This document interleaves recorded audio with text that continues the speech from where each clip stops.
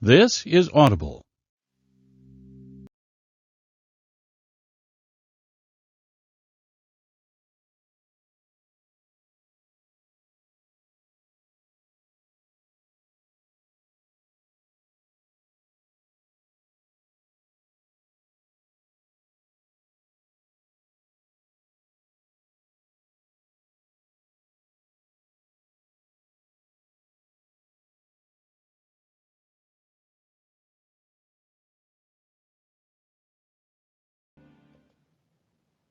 One. Essential food. Nothing can survive without food. Everything we consume acts either to heal us or to poison us. We tend to think of nourishment only as what we take in through our mouths, but what we consume with our eyes, our ears, our noses, our tongues, and our bodies is also food. The conversations going on around us and those we participate in are also food. Are we consuming and creating the kind of food that is healthy for us and helps us grow? When we say something that nourishes us and uplifts the people around us, we are feeding love and compassion. When we speak and act in a way that causes tension and anger, we are nourishing violence and suffering. We often ingest toxic communication from those around us and from what we watch and read. Are we ingesting things that grow our understanding and compassion? If so, that's good food. Often, we ingest communication that makes us feel bad or insecure about ourselves or judgmental and superior to others. We can think about our communication in terms of nourishment and consumption. The Internet is an item of consumption, full of nutrients that are both healing and toxic. It's so easy to ingest a lot in just a few minutes online. This doesn't mean you shouldn't use the Internet, but you should be conscious of what you are reading and watching. When you work with your computer for 3 or 4 hours, you are totally lost. It's like eating French fries. You shouldn't eat French fries all day, and you shouldn't be on the computer all day. A few French fries, a few hours, are probably all most of us need. What you read and write can help you heal, so be thoughtful about what you consume. When you write an email or a letter that is full of understanding and compassion, you are nourishing yourself during the time you write that letter. Even if it's just a short note, everything you're writing down can nourish you and the person to whom you are writing. Consuming with mindfulness. How can you tell what communication is healthy and what is toxic? The energy of mindfulness is a necessary ingredient in healthy communication. Mindfulness requires letting go of judgment, returning to an awareness of the breath and the body, and bringing your full attention to what is in you and around you. This helps you notice whether the thought you just produced is healthy or unhealthy, compassionate or unkind. Conversation is a source of nourishment. We all get lonely and want to talk with someone. But when you have a conversation with another person, what that person says may be full of toxins, like hate, anger, and frustration. When you listen to what others say, you're consuming those toxins. You're bringing toxins into your consciousness and your body. That's why mindfulness of speaking and mindfulness of listening are very important. Toxic conversation can be difficult to avoid, especially at work. If it is going on around you, be aware. You need to have enough mindful awareness not to absorb these kinds of suffering. You have to protect yourself with the energy of compassion, so that when you listen, instead of consuming toxins, you're actively producing more compassion in yourself. When you listen in this way, compassion protects you and the other person suffers less. You absorb the thoughts, speech, and actions you produce, and those contained in the communications of those around you. That is a form of consumption. So when you read something, when you listen to someone, you should be careful not to allow the toxins to ruin your health and bring suffering to you and to the other person or group of people. To illustrate this truth, the Buddha used the graphic image of a cow that has a skin disease. The cow is attacked by all kinds of insects and microorganisms coming from the soil, coming from the trees, coming from the water. Without skin, a cow can't protect herself. Mindfulness is our skin. Without mindfulness, we may take in things that are toxic to our body and mind. Even when you simply drive your car through the city, you consume. The advertisements hit your eyes, and you're forced to consume them. You hear sounds. You may even say things that are the products of too much toxic consumption. We have to protect ourselves with mindful consumption. Mindful communication is part of this. We can communicate in such a way as to solidify the peace and compassion in ourselves and bring joy to others. Relationships don't survive without the right food. Many of us suffer because of difficult communication. We feel misunderstood, especially by those we love. In a relationship, we are nourishment for each other.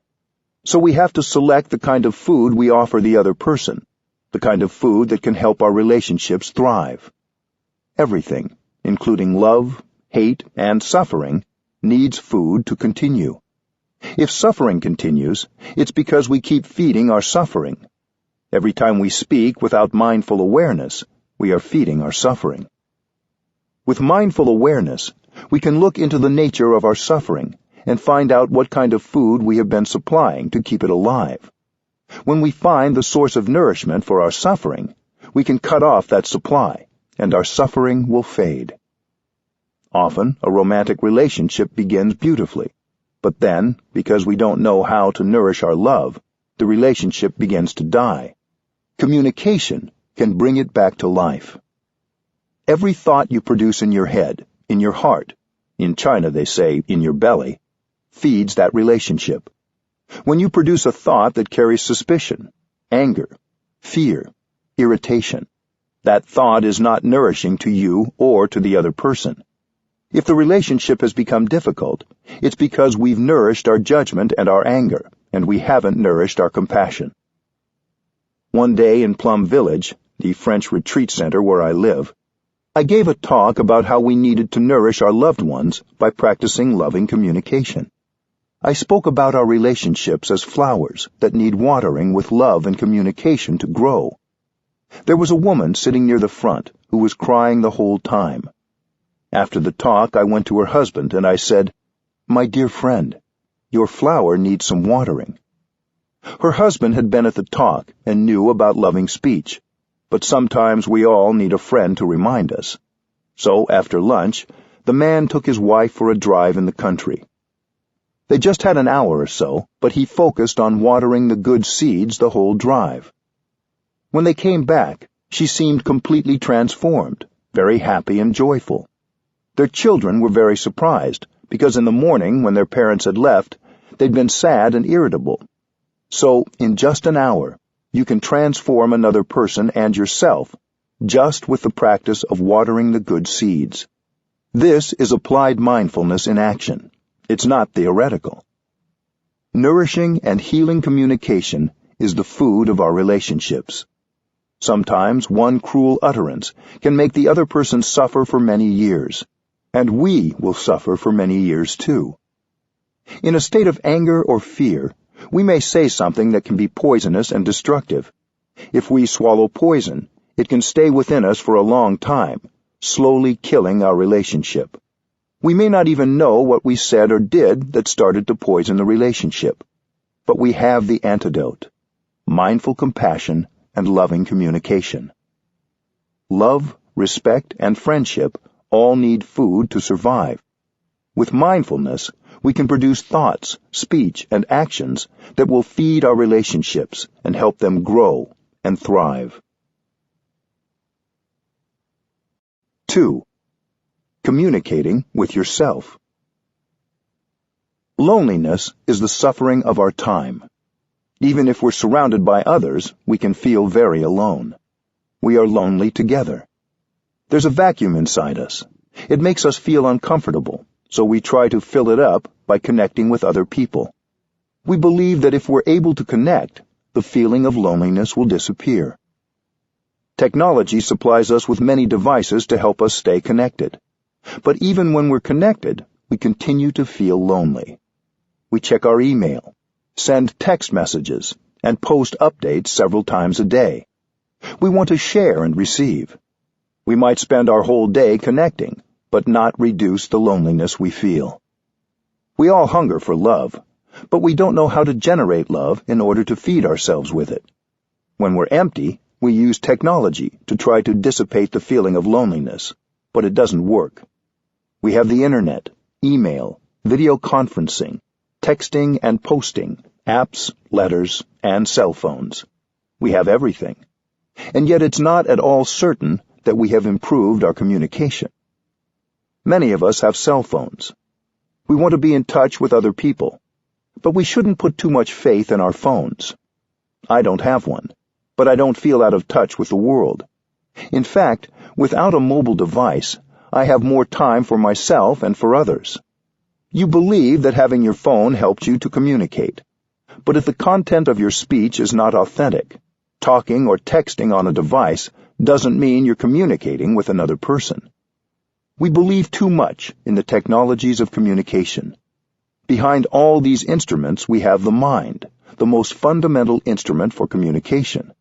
If our minds are blocked, there is no device that will make up for our inability to communicate with ourselves or others. Connecting internally. Many of us spend a lot of time in meetings or emailing with others, and not a lot of time communicating with ourselves. The result is that we don't know what is going on within us. It may be a mess inside. How, then, can we communicate with another person? We think that with all our technological devices we can connect, but this is an illusion. In daily life, we're disconnected from ourselves. We walk, but we don't know that we're walking. We're here, but we don't know that we're here. We're alive, but we don't know that we're alive. Throughout the day, we lose ourselves. To stop and communicate with yourself is a revolutionary act.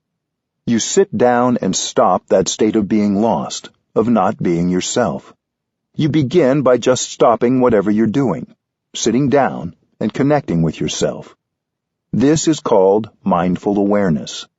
Mindfulness is full awareness of the present moment. You don't need an iPhone or a computer. You just need to sit down and breathe in and out. In just a few seconds, you can connect with yourself. You know what is going on in your body, your feelings, your emotions, and your perceptions. Digital purpose. When you don't feel you can communicate well in person, or wonder if what you say will be hard for the other person to hear, sometimes the best way to communicate is to write a letter or an email. If you can write a letter that's full of understanding and compassion, then during the time of writing that letter, you will nourish yourself.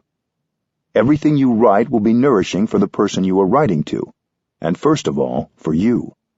The other person hasn't received the email or letter yet, but while typing the letter, you are nourishing yourself, because what you're saying in the letter is full of compassion and understanding. Especially at the beginning of your practice, it may be easier for you to practice mindful communication in writing. Writing this way is good for our health. We can send an email, we can text, and we can talk on the phone and use mindful communication. If our message is full of understanding and compassion, we'll be able to remove fear and anger from the other person. So next time you hold the phone, look at it and remember that its purpose is to help you communicate with compassion. Usually we are in a hurry to send our emails and texts. As soon as we finish writing them, we press send and they are gone. But there's no need to rush.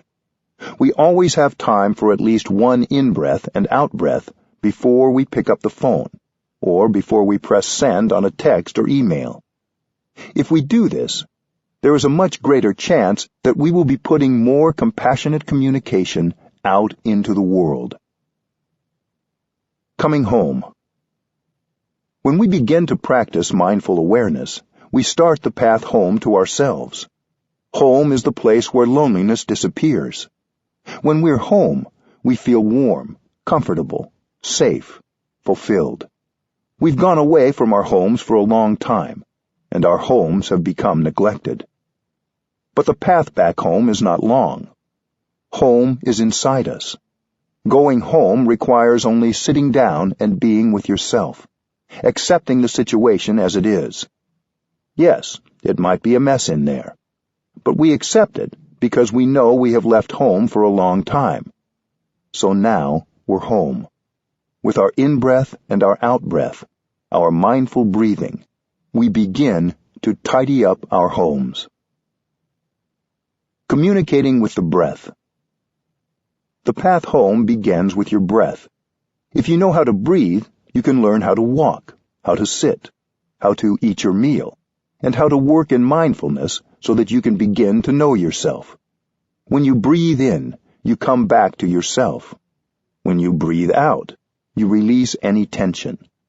Once you can communicate with yourself, you'll be able to communicate outwardly with more clarity. The way in is the way out. Mindful breathing is a means of communication, just like a phone. It promotes communication between the mind and the body. It helps us know what we're feeling. We're breathing all the time, but we rarely pay attention to our breath, unless our breathing is uncomfortable or restricted. With mindful breathing, when we breathe in, we know we're breathing in. When we breathe out, we know we're breathing out. When we breathe in, we bring our attention to our in-breath. To remind ourselves to pay attention to our breath, we can say silently, breathing in, I know I'm breathing in. Breathing out, I know I'm breathing out. The air is entering my body. The air is leaving my body. Follow your in-breath and out-breath all the way through. Suppose your in-breath lasts 4 seconds. During the time of breathing in, allow your attention to rest entirely on your in-breath without interruption.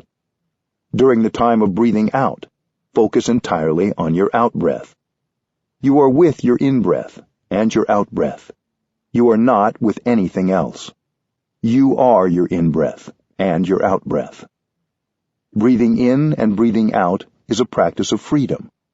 When we focus our attention on our breath, we release everything else, including worries or fears about the future, and regrets or sorrows about the past.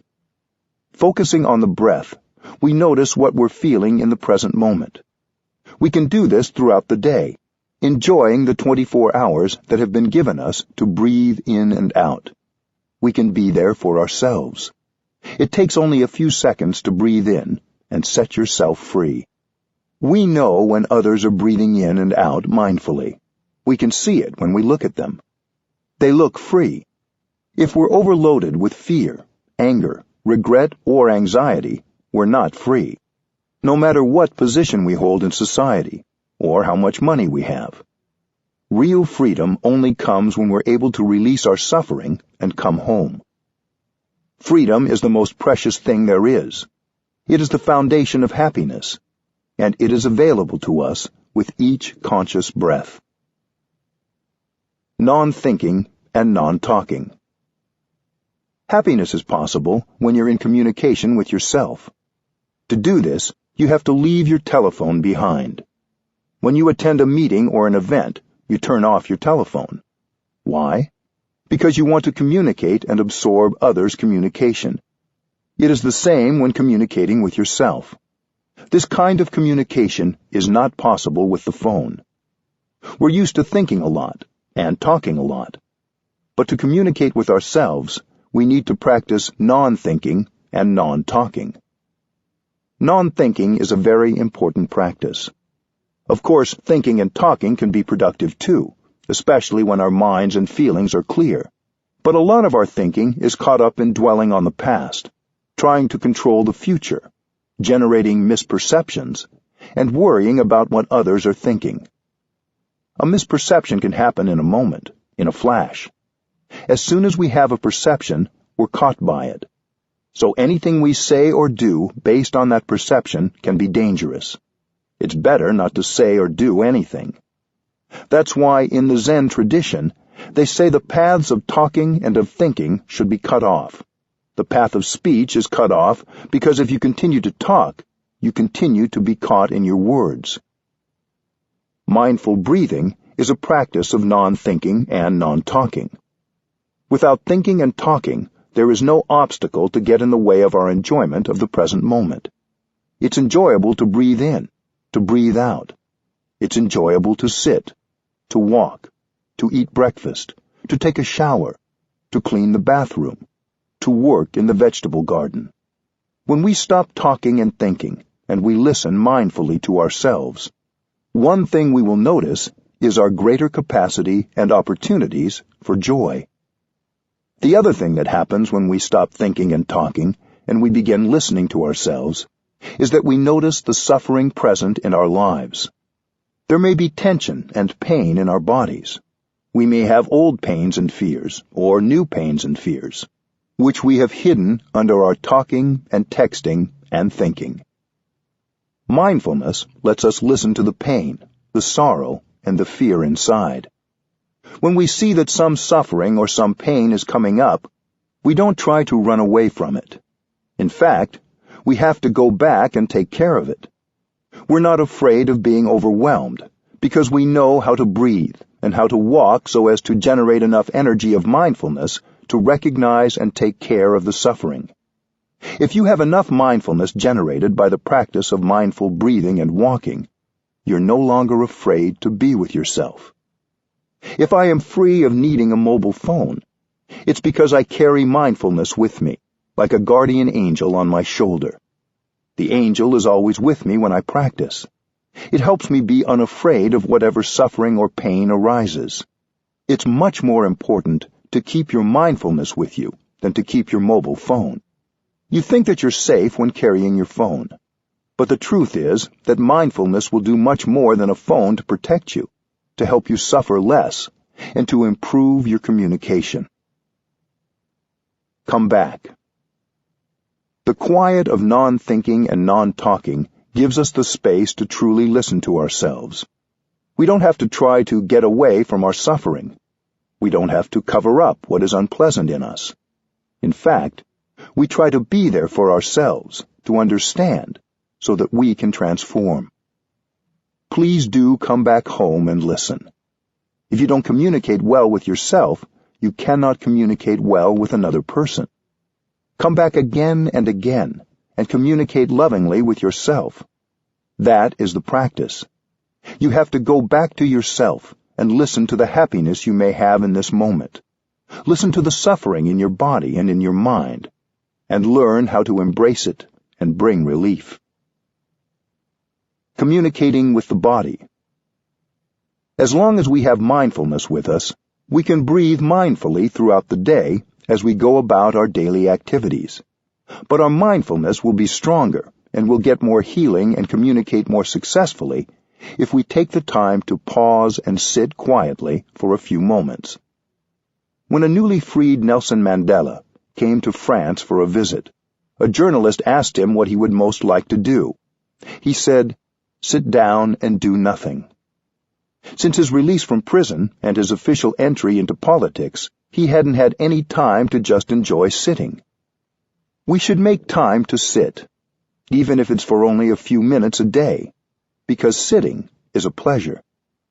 Whenever we're restless and don't know what to do, that is a good time to sit down.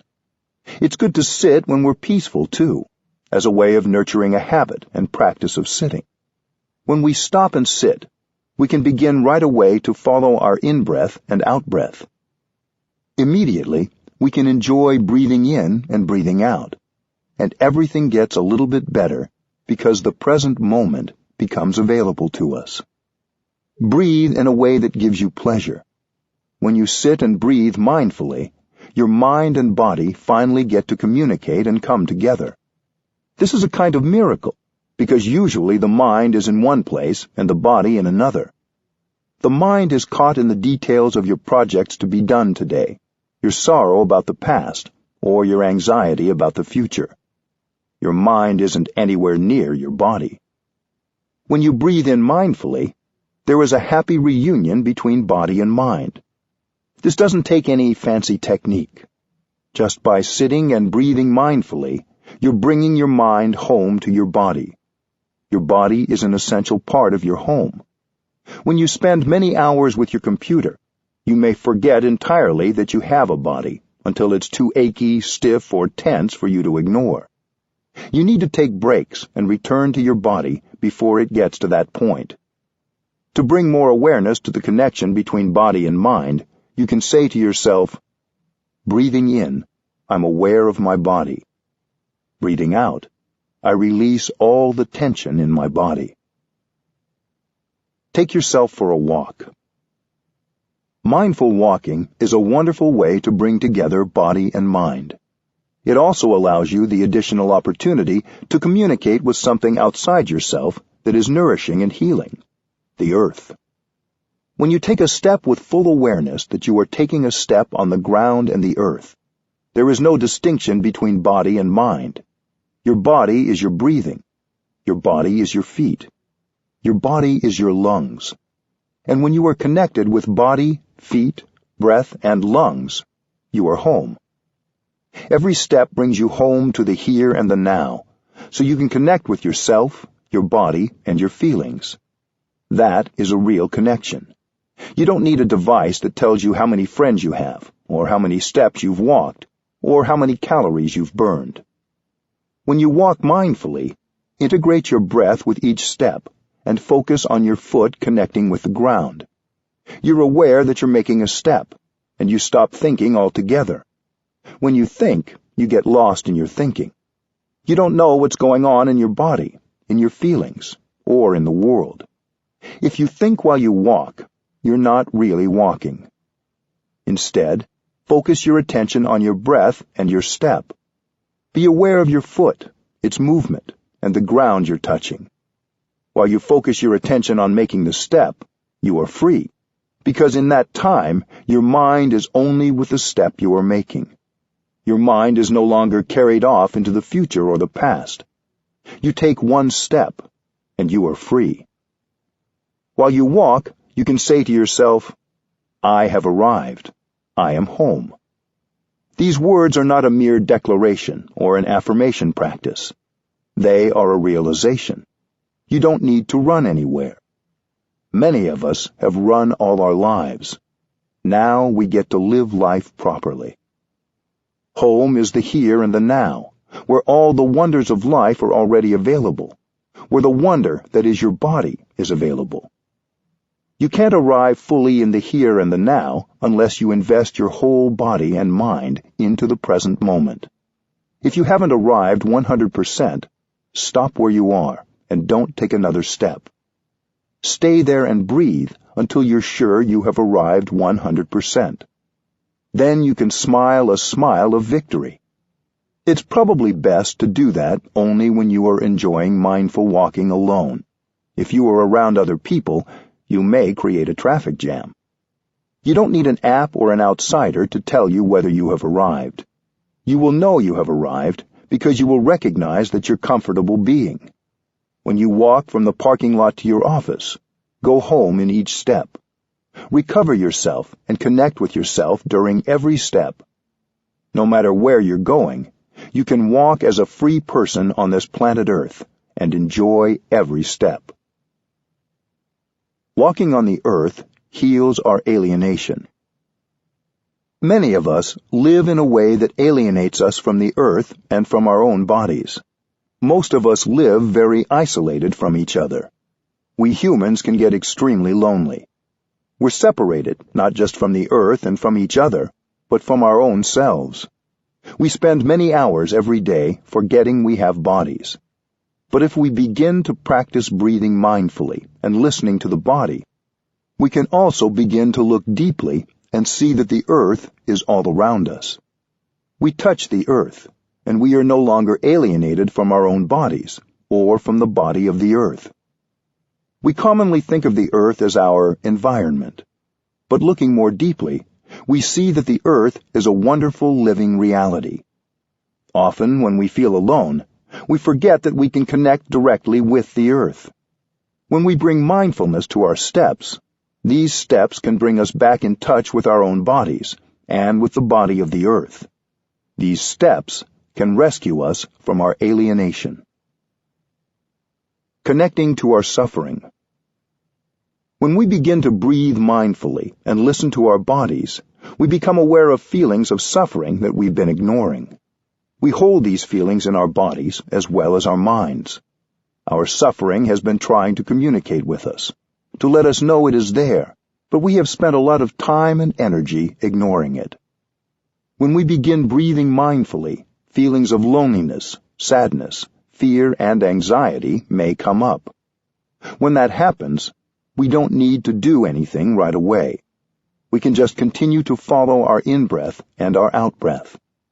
We don't tell our fear to go away. We recognize it. We don't tell our anger to go away. We acknowledge it. These feelings are like a small child tugging at our sleeves. Pick them up and hold them tenderly.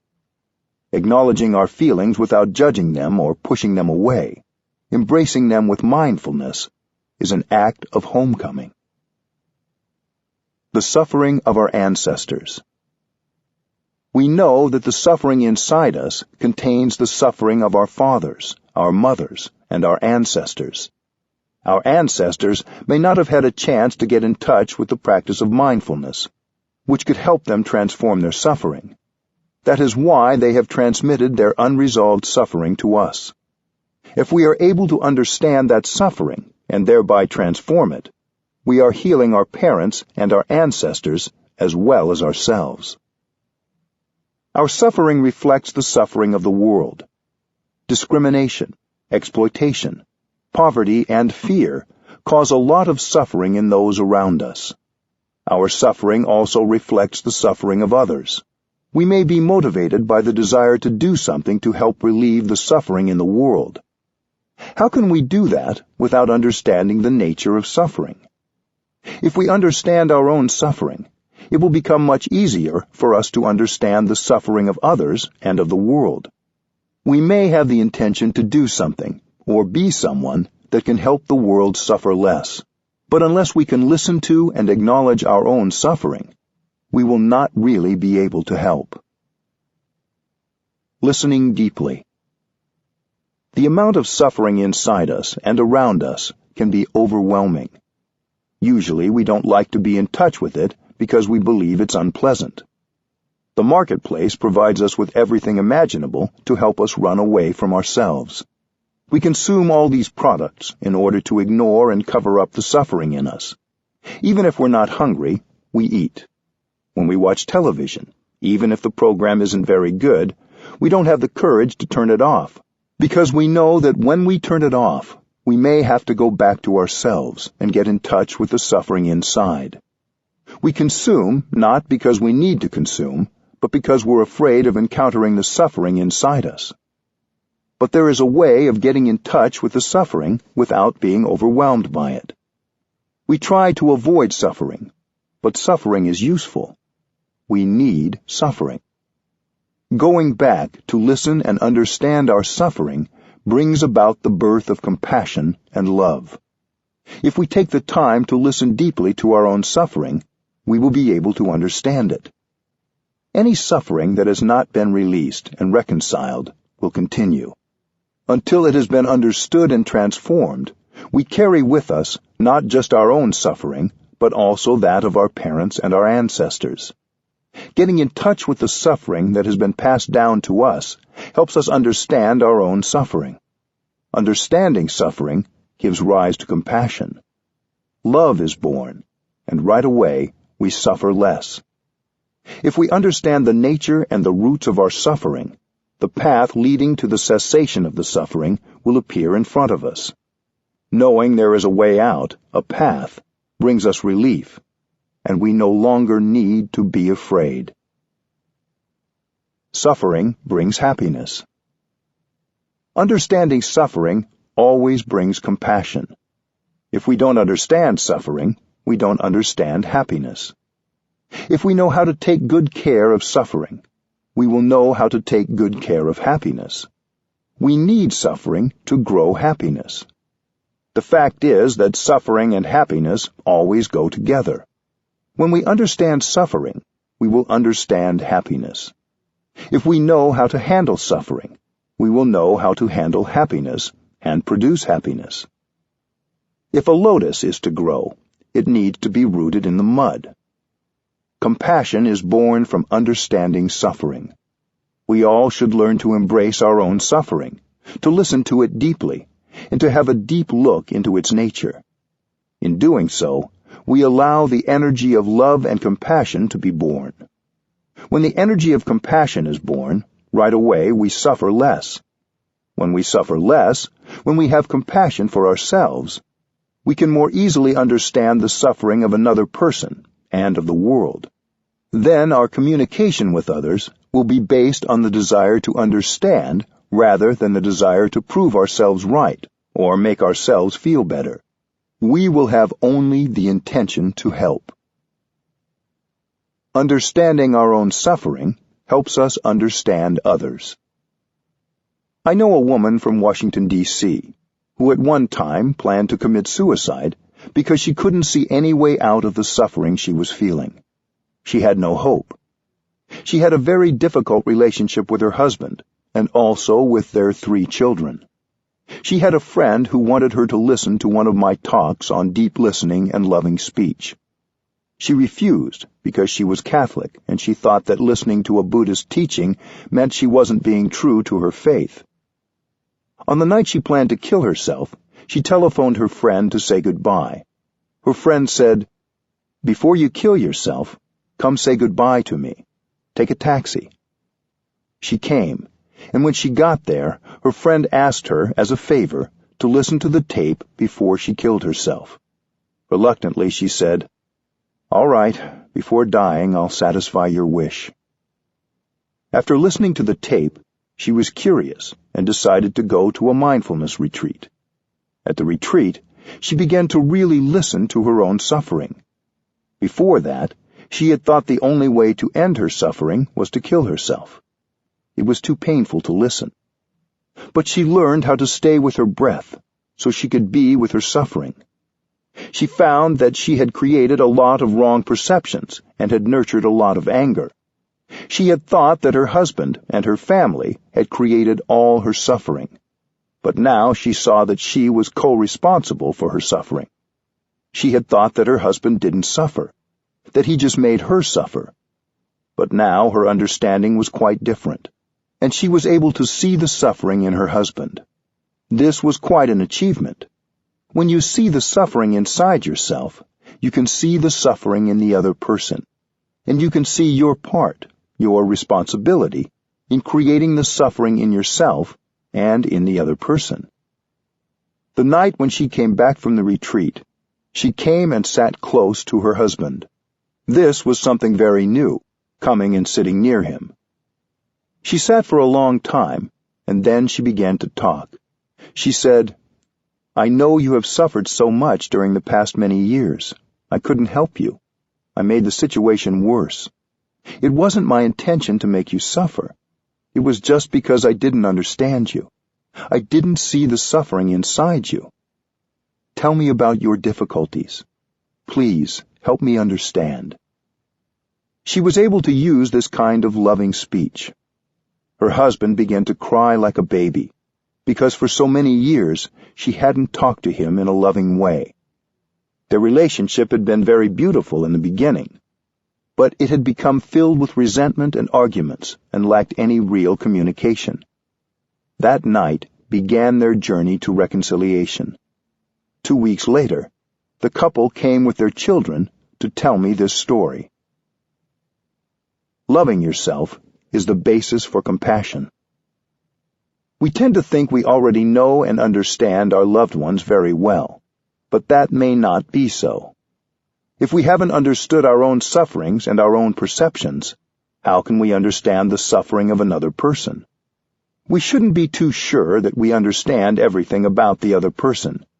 We have to ask, do I understand myself enough? Do I understand my suffering and its roots? Once you have some understanding and insight into your own suffering, you begin to be better at understanding and communicating with someone else. If you can't accept yourself, if you hate yourself and get angry with yourself, how can you love another person and communicate love to him or her?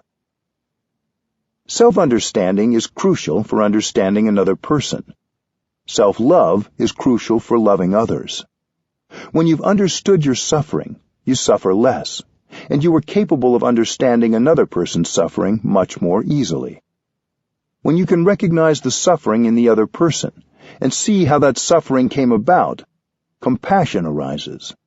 You no longer have the desire to punish or blame the other person.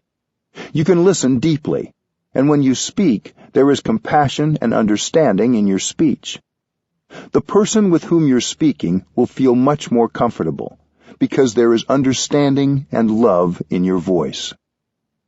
Coming home to ourselves to understand our suffering and its roots is the first step. Once we understand our suffering and how it came about, we're in a position to communicate with others in such a way that they also suffer less.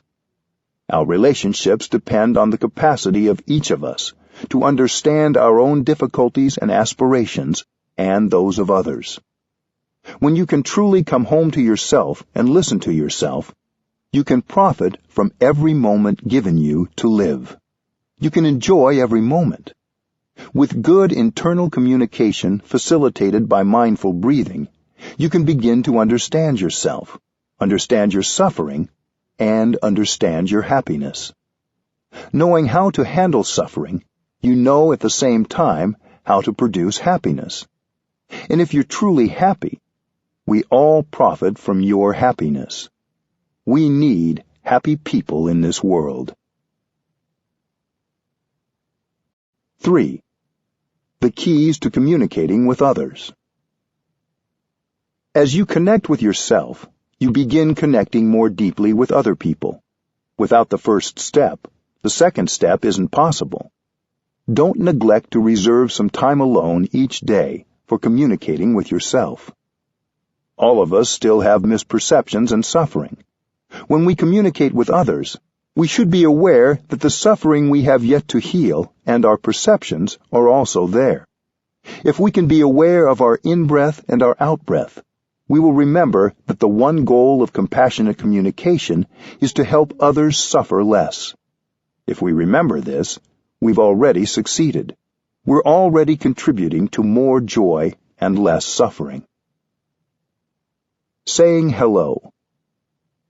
It's helpful to remember at the beginning of every communication with another person that there is a Buddha inside each of us. The Buddha is just a name for the most understanding and compassionate person it's possible to be.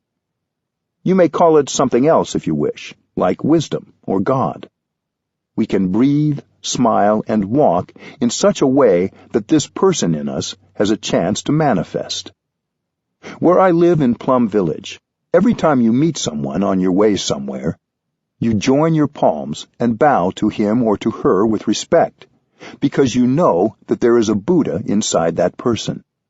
Even if that person isn't looking or acting like a Buddha, the capacity for love and compassion is in him or her. If you know how to bow with respect and freshness, you can help the Buddha in him or her to come out. To join your palms and bow like this isn't mere ritual. It's a practice of awakening. While you bring your hands up and put your palms together, breathe in and out mindfully. Your two hands form a flower, a lotus bud. If you do this with genuine intention, you will likely be able to see the possibilities in the other person. As you breathe, you may want to say silently, "A lotus for you, a Buddha to be." When you join your palms, there should be concentration in you, so you're not just going through the motions. The lotus flower of your hands is an offering to the person in front of you. When you bow, you recognize the beauty in the other person. In many Asian countries, when we meet each other, we don't shake hands like in the West. We just join our palms and bow. About 160 years ago, the French came to Vietnam, and they taught us how to shake hands. In the beginning, we thought it was funny to shake hands like that, but we learned quite quickly. Now everyone knows how to shake hands, but we still like to join our palms and bow, especially in the temple. It may not be appropriate in your life or workplace for you to join your palms to everyone you see, but you can still look them in the eye. As you smile or say hello or shake hands, In your mind, you can still be offering them a lotus flower, a reminder of the Buddha nature in both of you. The 2 keys to compassionate communication. We communicate to be understood and to understand others. If we're talking and no one is listening, maybe not even our own selves, we're not communicating effectively. There are 2 keys to effective and true communication. The first is deep listening. The second is loving speech. Deep listening and loving speech are the best instruments I know for establishing and restoring communication with others and relieving suffering. We all want to be understood. When we interact with another person, particularly if we haven't practiced mindfulness of our own suffering and listened well to our own selves, we're anxious for others to understand us right away. We want to begin by expressing ourselves. But talking first like that doesn't usually work. Deep listening needs to come first. Practicing mindfulness of suffering, recognizing and embracing the suffering in oneself and in the other person, will give rise to the understanding necessary for good communication. When we listen to someone with the intention of helping that person suffer less, this is deep listening. When we listen with compassion, we don't get caught in judgment. A judgment may form, but we don't hold on to it.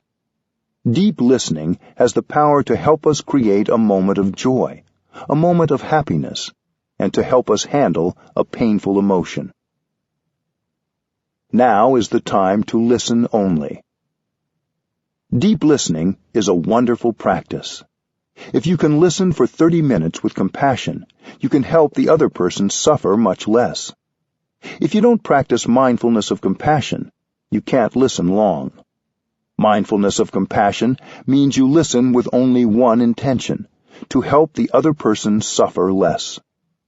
Your intention may be sincere, but if you haven't first practiced listening to yourself, and you don't practice mindfulness of compassion, you may rather quickly lose your ability to listen.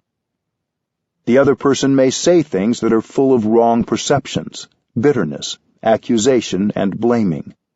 If we don't practice mindfulness, their words will set off irritation, judgment, and anger in us, and we will lose our capacity to listen compassionately. When irritation or anger arises, we lose our capacity to listen. That's why we have to practice, so that during the whole time of listening, compassion can remain in our hearts. If we can keep our compassion alive, the seeds of anger and judgment in our hearts will not be watered and spring up. We have to train ourselves first, so we're able to listen to the other person. It is okay if you're not ready to listen at a certain moment. If the quality of your listening is not good enough, it's better to pause and continue another day. Don't push yourself too hard. Practice mindful breathing and mindful walking until you're ready to really listen to the other person. You can say, "I want to listen to you when I'm at my best. Would it be all right if we continued tomorrow?" Then, when we are ready to listen deeply, we can listen without interrupting. If we try to interrupt or correct the other person, we will transform the session into a debate, and it will ruin everything. After we have deeply listened and allowed the other person to express everything in his heart, we'll have a chance later on to give him a little of the information he needs to correct his perception. But not now. Now we just listen, even if the person says things that are wrong. It's the practice of mindfulness of compassion that keeps us listening deeply. You have to take the time to look and see the suffering in the other person. You must be prepared. Deep listening has only one purpose: to help others suffer less. Even if the person says wrong things, expresses bitterness, or blames, continue to listen compassionately for as long as you can. You may want to say this to yourself as a reminder. I am listening to this person with only one purpose: to give this person a chance to suffer less. Keep the one purpose of deep listening alive in your heart and in your mind. As long as you are inhabited by the energy of compassion, you are safe.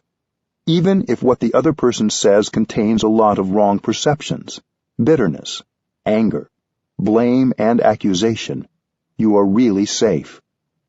Remember that the other person's speech may be based on prejudices and misunderstandings.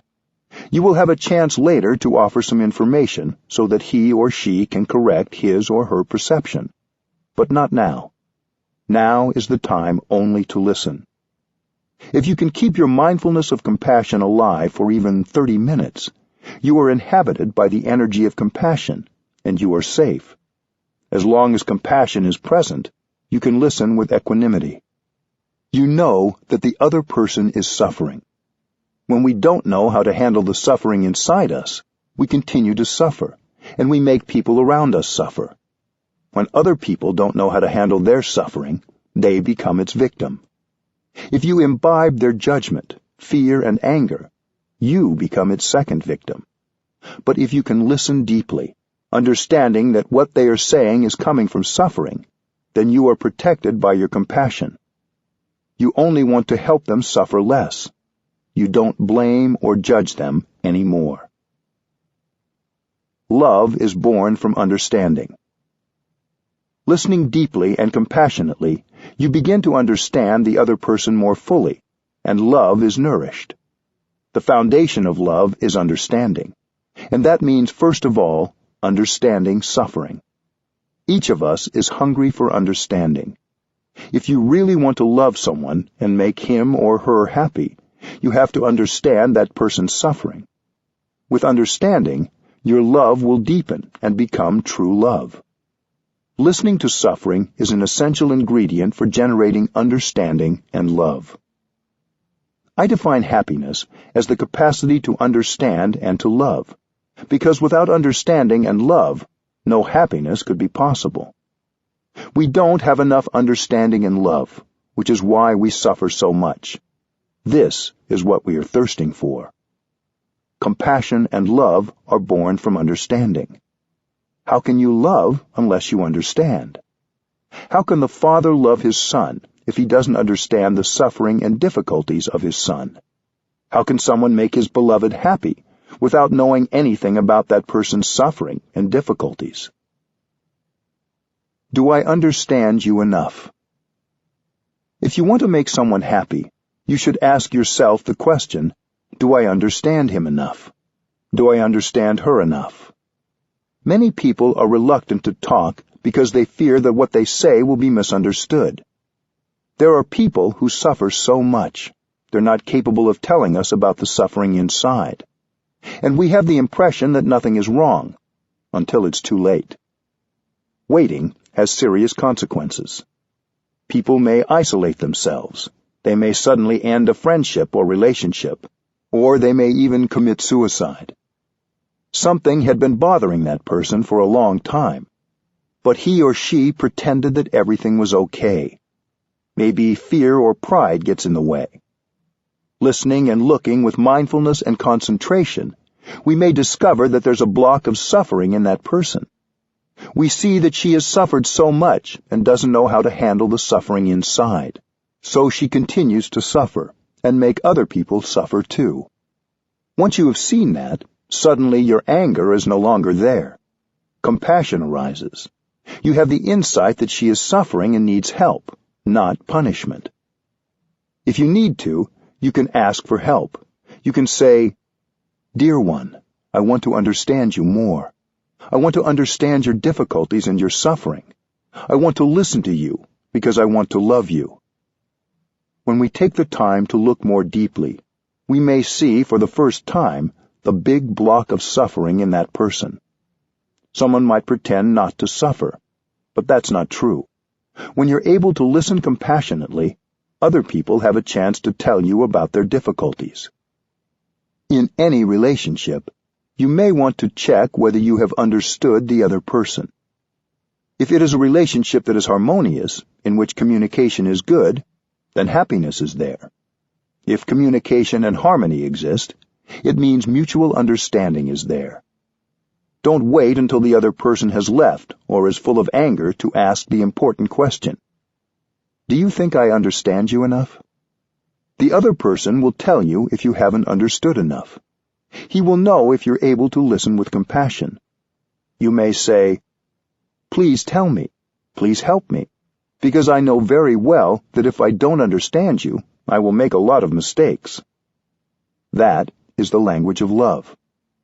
The question, "Do you think I understand you enough?" is not just for romantic relationships, but for friends, family members, and anyone you care about. It can even help in a work setting.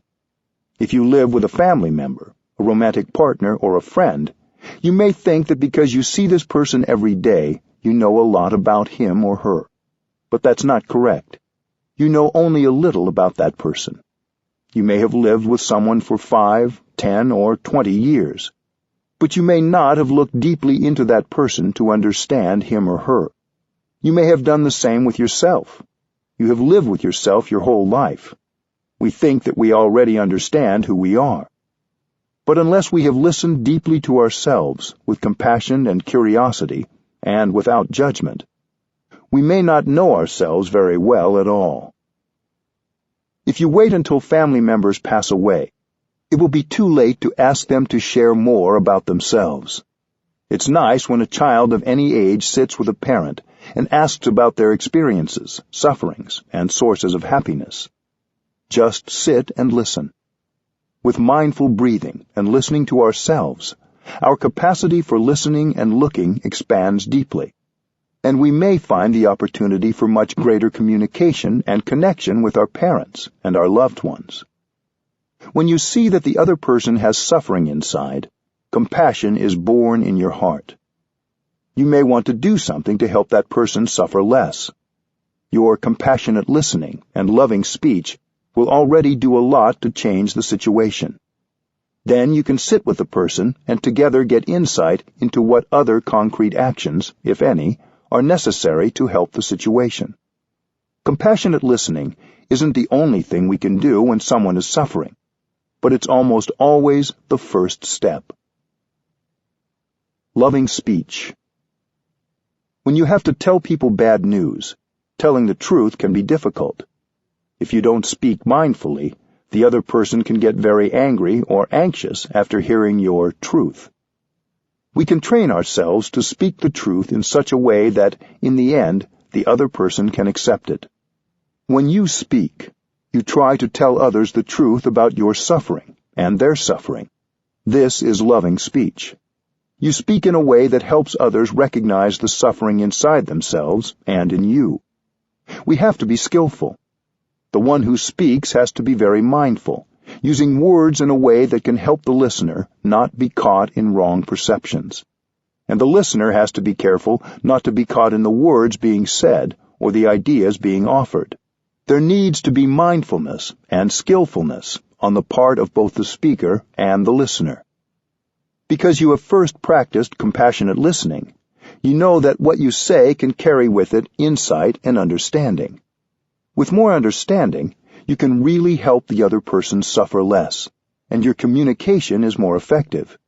You speak gently because you are willing to help. The way we communicate already makes the other person feel much better. The words we say are nourishment. We can use words that will nourish ourselves and nourish another person. What you say, what you write, should convey only compassion and understanding.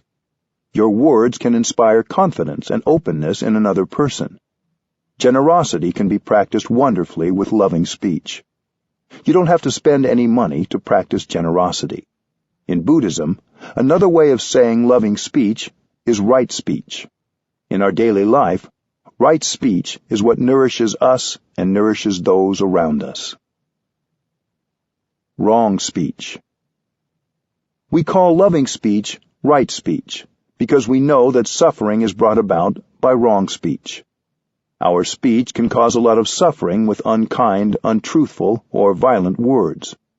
Wrong speech is the kind of speech that lacks openness and does not have understanding, compassion, and reconciliation at its base. When we write a note or a letter, when we speak on the telephone, what we write or say should be right speech that conveys our insight, our understanding, and our compassion.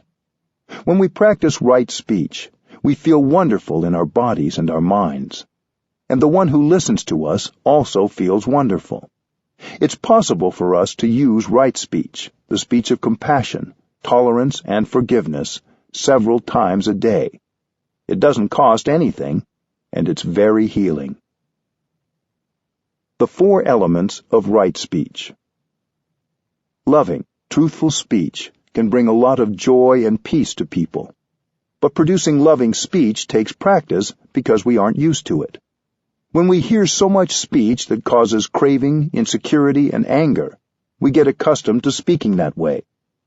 Truthful, loving speech is something we need to train ourselves in. In Buddhism, there's a practice called the 10 Bodhisattva trainings. 4 of these 10 relate to right speech. A bodhisattva is an enlightened being who has dedicated his or her life to alleviating the suffering of all living beings. Enlightenment is always enlightenment about something. If you begin to understand the nature and the root of your suffering, that is a kind of enlightenment, and it helps you suffer less right away. There are those of us who are very critical of ourselves. That's because we haven't understood our own suffering. When we become a bodhisattva for ourselves, we don't blame ourselves or others anymore. A bodhisattva is someone who can speak with gentle, loving speech, and who can listen with compassion. Anyone can become a bodhisattva by training diligently. You don't have to practice for 10 years to become a bodhisattva. Spend at least some time each day, even if it's only 5 or 10 minutes, sitting, practicing mindful breathing, and listening to yourself. Here are the 4 bodhisattva guidelines of the 10 bodhisattva trainings for right speech. 1. Tell the truth. Don't lie or turn the truth upside down. 2. Don't exaggerate. 3. Be consistent. This means no double talk, speaking about something in one way to one person and in an opposite way to another for selfish or manipulative reasons. 4. Use peaceful language. Don't use insulting or violent words, cruel speech, verbal abuse, or condemnation. Tell the truth. The first element of right speech is to tell the truth. We don't lie. We try not to say untruthful things. If we think the truth is too shocking, we find a skillful and loving way to tell the truth. But we have to respect the truth. There are those who verbally abuse people and make them suffer, and then say, "I'm only telling the truth." But they tell the truth in a violent and attacking way. Sometimes it can even cause the other person to feel great suffering.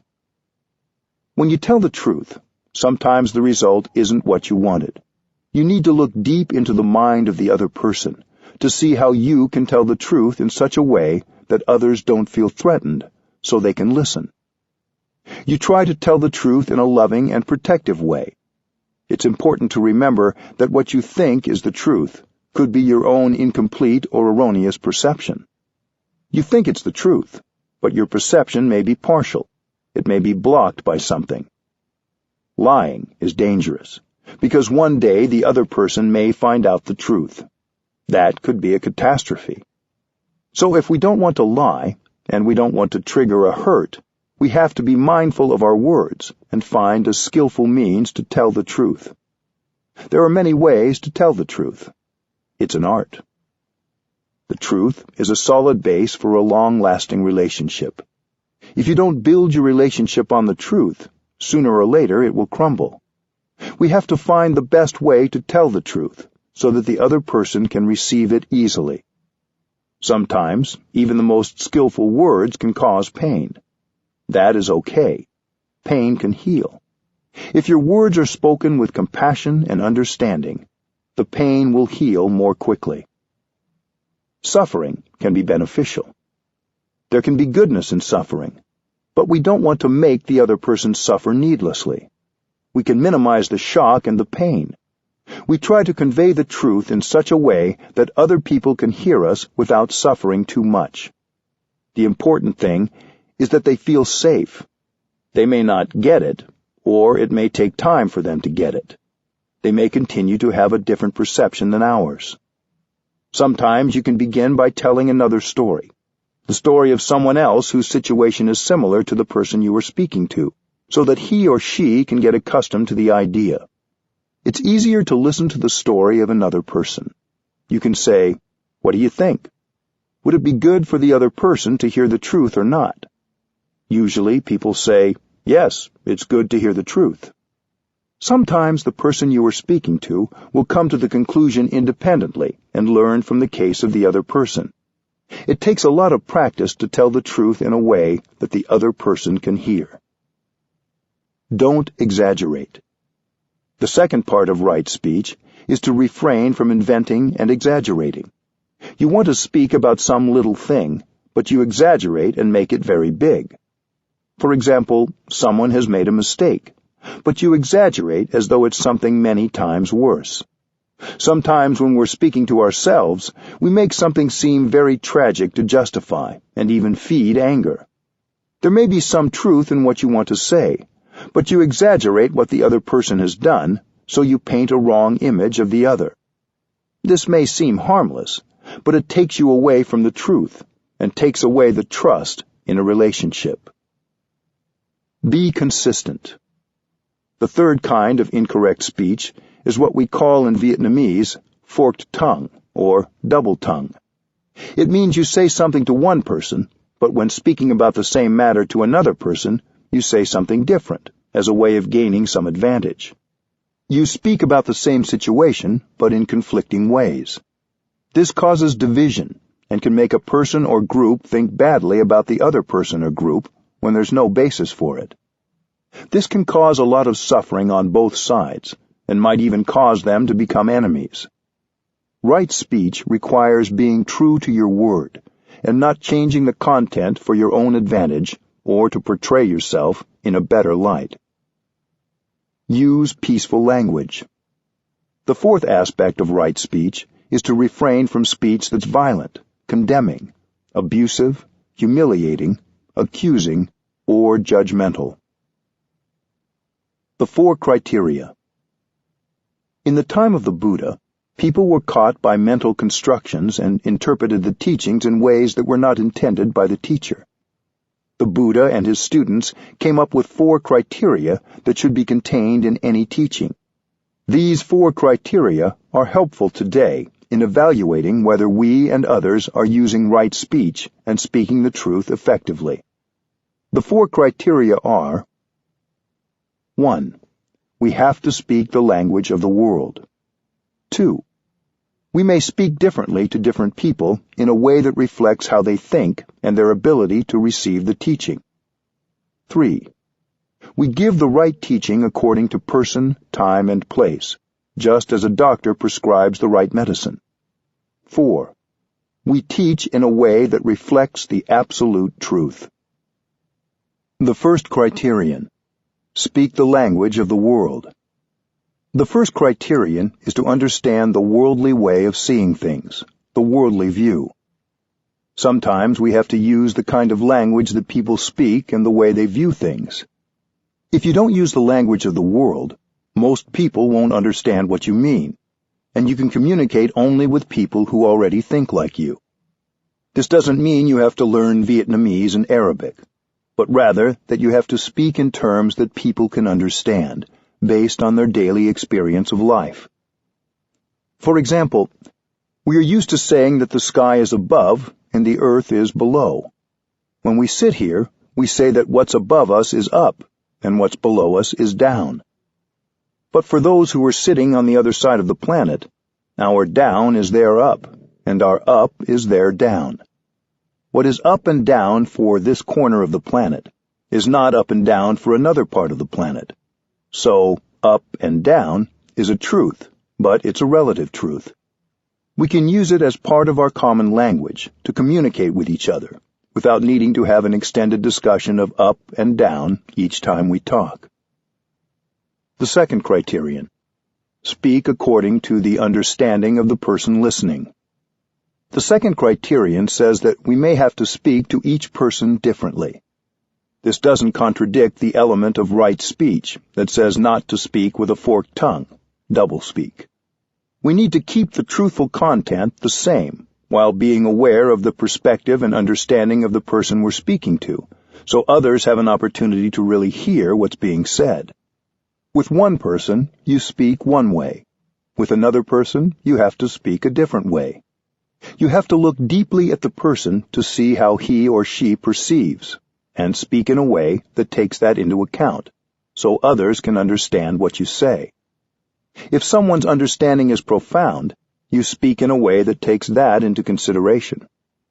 One day, someone asked the Buddha, "When that person passes away, which heaven do you think he will go to?" The Buddha answered that he might be born into this or that heavenly realm. Later, another person asked the Buddha, "When that person dies, where will he go?"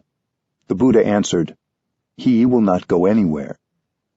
Someone standing nearby asked the Buddha why he had given the two people two different answers.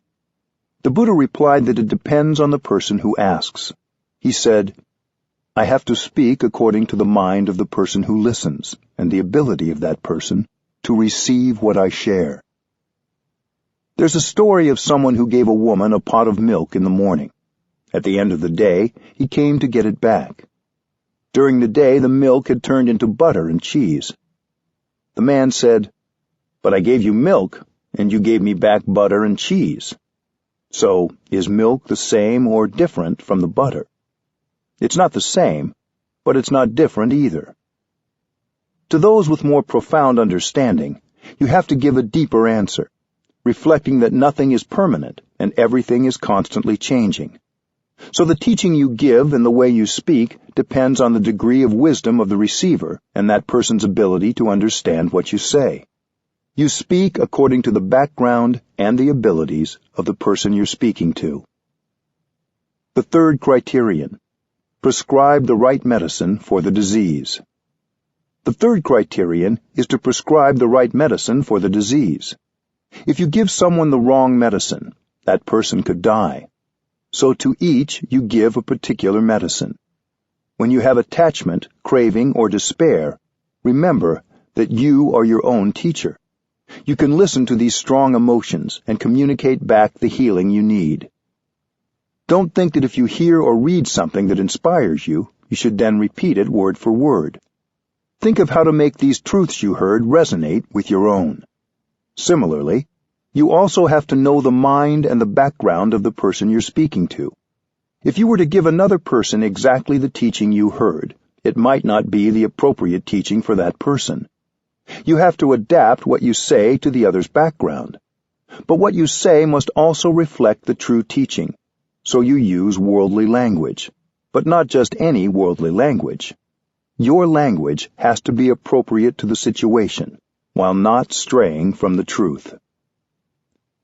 Think about how we talk to children about death or violence in the world. Do we tell them the truth in a different way than we would an adult?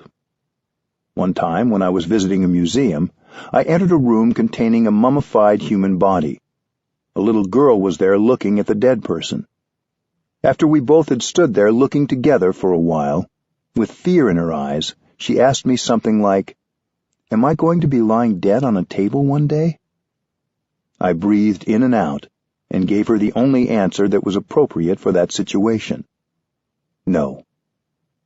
I hope that someday a wise parent or friend will be able to talk with her about the impermanence of all things, including our bodies, and the deep teaching of the Buddha that nothing ever ceases to exist altogether. Nothing goes from being existent to being non-existent. But this was not the time or place for her to be told all that. So I gave her the best answer available under the circumstances, which was no. Even with adults, we can vary what we say depending on how fragile we think they might be about a certain subject. We want to share information in a way that people can integrate and use later, even if not right away. This isn't lying. It's telling the truth in a skillful way. There was a man belonging to the Jain tradition who asked the Buddha whether human beings have a self. The Buddha could have answered that there is no self, but he kept silent. Then the Jain man asked, "Then do we have no self?" The Buddha still kept silent. Later, Ananda asked the Buddha, "Why didn't you say there is no self?" The Buddha said, "I know that he is caught in his view. If I were to say that there is no self, he would be lost and he would suffer a lot. So, although no self is correct according to our teaching, it was better to keep silent." The fourth criterion: reflect the absolute truth. The fourth criterion is the absolute truth, the most profound view of things, and it may be found in sentences such as, "There is no separate self," or "There is no such thing as birth and death." The absolute truth is correct.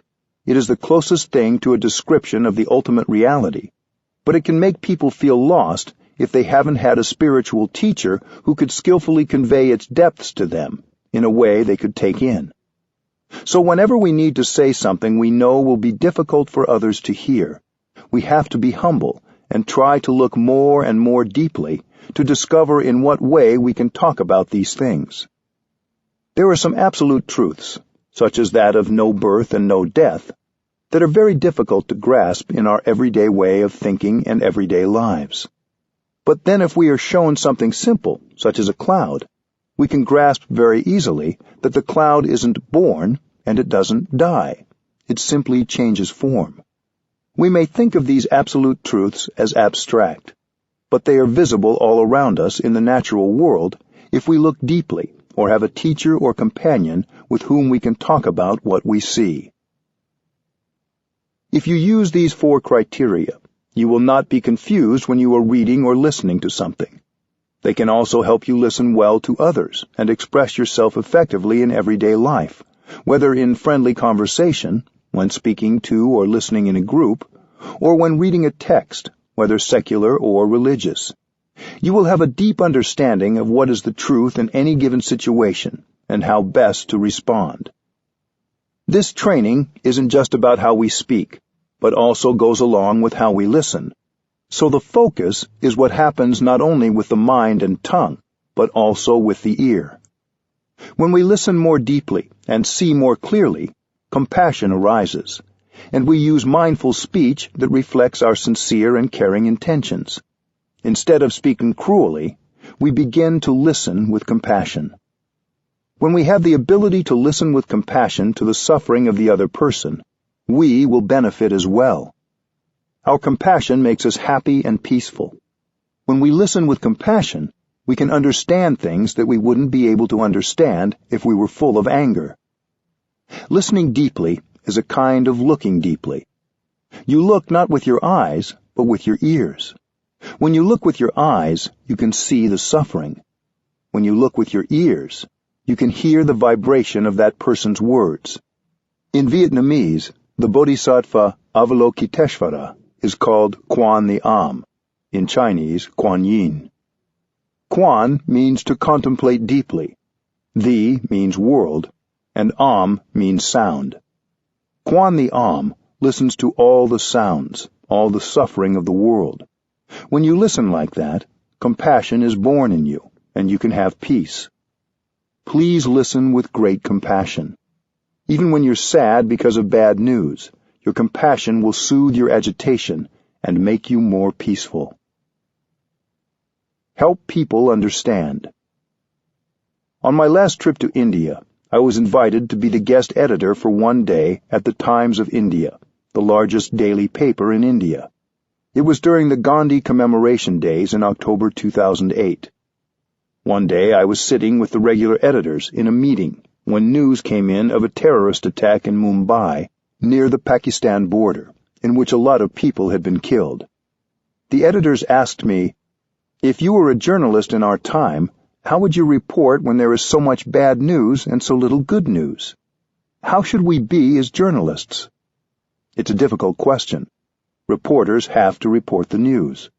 But if journalists are writing only from the place of shock, fear, or outrage, they will report it in a way that waters the fear and anger of the reader, possibly creating more violence.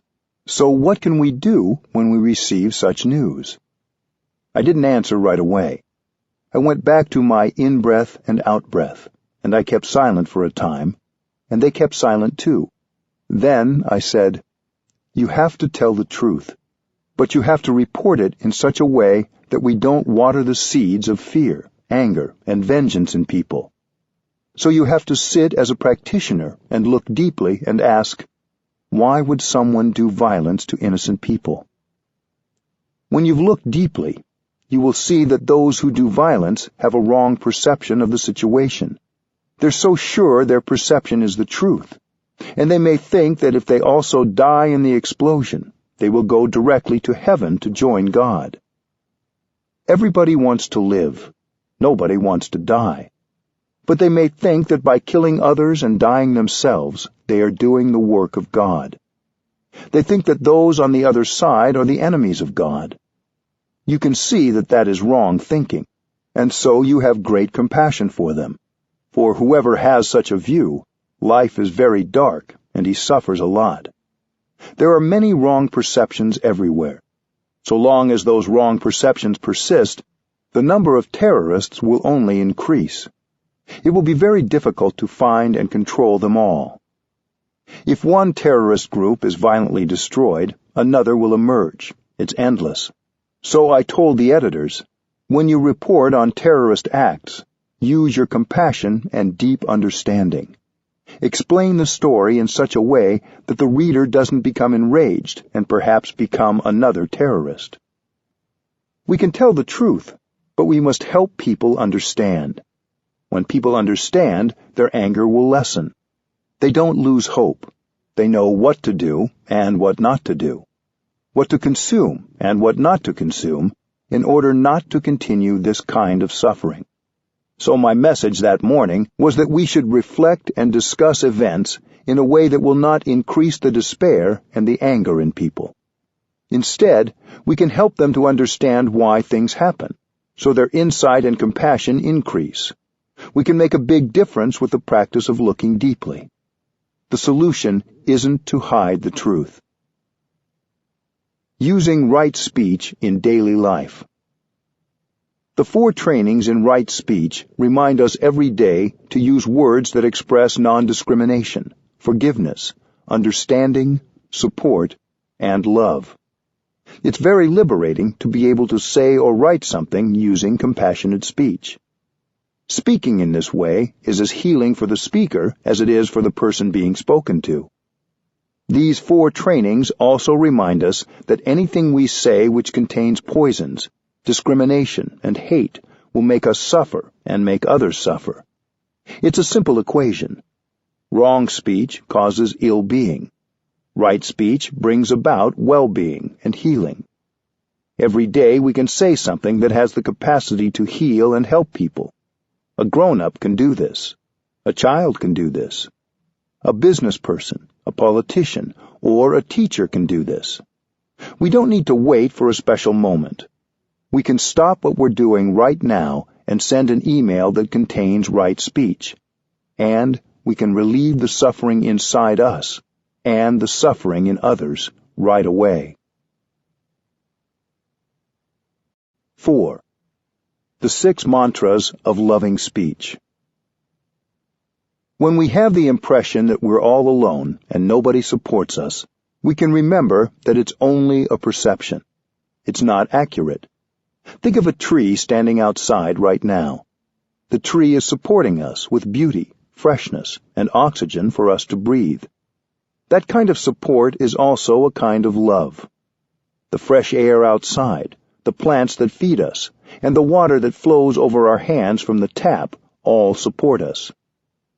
There are many ways that people can support us and love us without actually saying, "I love you." You may know people who have never said, "I love you," but you know they love you. When I was ordained as a novice monk, I had a teacher who I knew loved me deeply, but he never said, "I love you." That is the traditional way. If one pronounced the words, "I love you," it seemed that some of the sacredness was lost. Sometimes we feel very grateful, but we want to express our gratefulness in ways other than simply saying thank you. Look for the many ways people communicate their love without saying it. Maybe, like the tree, they are supporting you in other ways. It's also true that the people you love may not know you love them. Sometimes we want to tell someone how much we care, but we don't know the words to say it so that person will understand how we feel. The 6 mantras are 6 sentences that embody loving speech and let people know that you see them, you understand them, and you care for them. In Buddhism, we call these sentences mantras. They're a kind of magic formula. When you pronounce them, you can bring about a miracle, because happiness becomes available right away. As with each practice, you begin with mindful breathing to bring about your true presence. Then you come to the other person in mindfulness, committed to the practice of compassionate communication. You may want to breathe in and out 3 times before you say the mantra. We need those 3 breaths in and out. This will make you calm, and your calm will be communicated to the other person.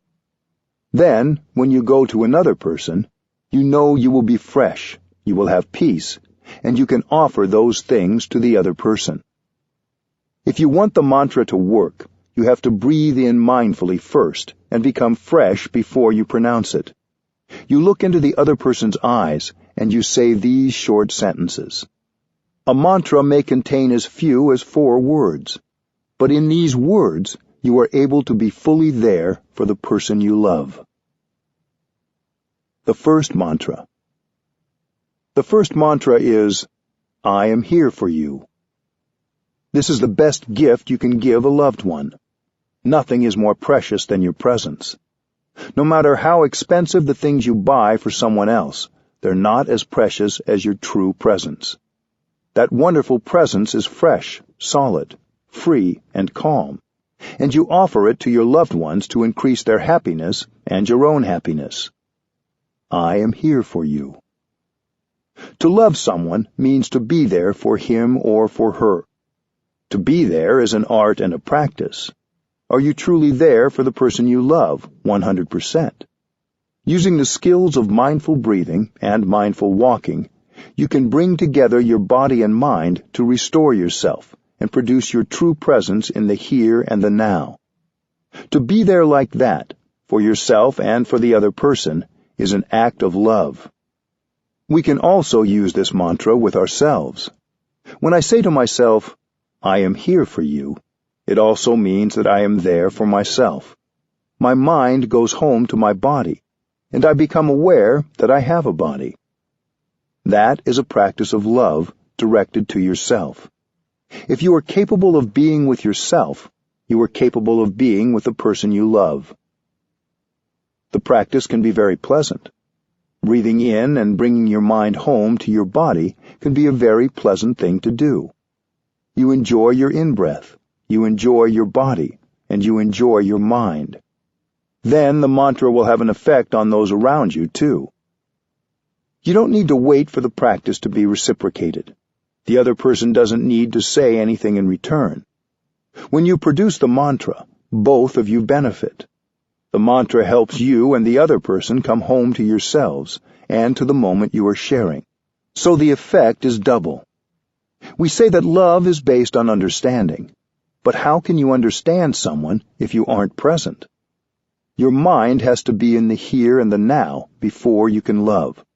So the first definition of love is to be there. How can you love if you are not there? To love, you have to be there. The tree outside your window is there, supporting you. You can be there for yourself and for your loved ones, just like the tree.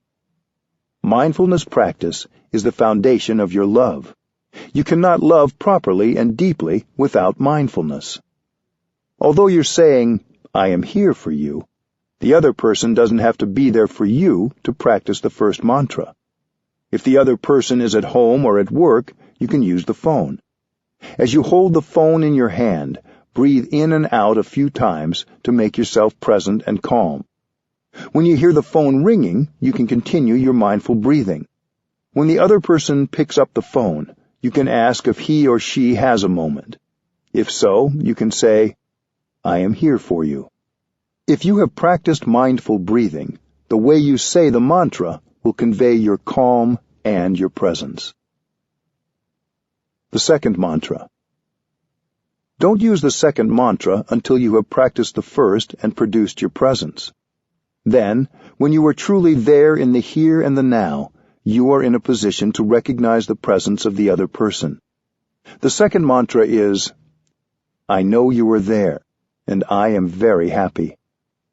You are letting your loved one know that his or her presence is important to your happiness. The second mantra acknowledges that you really see the other person. This is crucial, because when a person ignores you, you don't feel that you are loved. You may feel that the people you love are too busy to see you. Your loved one may be driving the car and thinking of everything except you who are sitting in the next seat. You don't have that person's attention. To love means to be aware of the presence of your beloved one, and to recognize that presence as something very precious to you. You use the energy of mindfulness to recognize and embrace the presence of your beloved one. Embraced by your mindfulness, the other person will bloom like a flower. I know you are there, and I am very happy. The second mantra is to reaffirm the presence of the other person as someone very important to you. The second mantra, like the first, only works if you breathe in and out before saying it. Imagine the other person is not there. He or she has moved away or passed on. You might feel a big hole. Right now, that person is alive and near you, so you're very lucky. That's why you have to practice the second mantra, to remind yourself of the gift of that person's presence. When someone says he loves you, but he ignores your presence and doesn't pay attention to you being there, you don't have the feeling that you are loved. So when you love someone, you have to recognize his or her presence as something precious to you. The second mantra can be practiced every day, several times a day. I know you are there, and it makes me very happy. This mantra, like the first, can be shared any time, before work, at the dinner table, or over the phone or by email if you want to share it with someone you don't get a chance to see. These mantras feel a bit awkward at first, while you're getting used to them. But once you see the results, they will get easier. You can make yourself and the other person happy right away. It's quicker than instant coffee. But remember one thing. A mantra can be practiced successfully only if you know how to make yourself present and say it in mindfulness. The third mantra. While the first two mantras can be said several times a day, no matter what the situation, the third mantra is used when you notice that the other person is suffering. The third mantra can help the other person suffer less right away. The third mantra is, I know you suffer, and that is why I am here for you. Thanks to your mindfulness, you know that something is not going well with your friend or loved one. When your loved one is suffering, your impulse may be to want to do something to fix it. But you don't need to do much. You just need to be there for him or her. That is true love. True love is made of mindfulness. Because of your mindfulness, you know when something is not going well with a loved one. When you notice that, you want to do something to help him or her suffer less. You don't have to do anything other than to be there. When you say the mantra, right away your loved one will suffer less. When you suffer and your loved ones ignore your suffering, you suffer much more. But if the other person is aware of your suffering and offers his presence to you during those difficult moments, you suffer less right away. It doesn't take much time to bring relief. So please use this mantra in your relationship to help the other person suffer less. The fourth mantra. The fourth mantra is a little more difficult, especially for those of us with a lot of pride. You use the fourth mantra when you suffer and you believe that the other person has caused your suffering. This happens from time to time. If it was someone you didn't care as much about who had said or done that to you, you would have suffered less. But when someone you love says something that feels critical or dismissive, you suffer deeply. If we suffer and we don't look deeply into our suffering and find compassion for ourselves and the other person, we may want to punish the person who hurt us because he or she has dared to make us suffer. When we suffer, we think it's the other person's fault for not appreciating us enough or loving us enough. Many of us have a natural tendency to want to punish the other person. One way we think of punishing the other person is to show that we can survive without him or her. Many of us have made this mistake. I myself have also made that mistake. But we learn. We want to show the other person that without him or her, we can survive very well. This is an indirect way of saying, I don't need you. But that's not true. In fact, when we suffer, we need others. When we suffer, we should tell others that we suffer and that we need their help. We usually do the opposite. We don't want to go and ask for help. That's why we need the fourth mantra. I suffer. Please help. It's so simple, and it's also a little bit difficult. But if you can bring yourself to pronounce the mantra, right away you suffer less.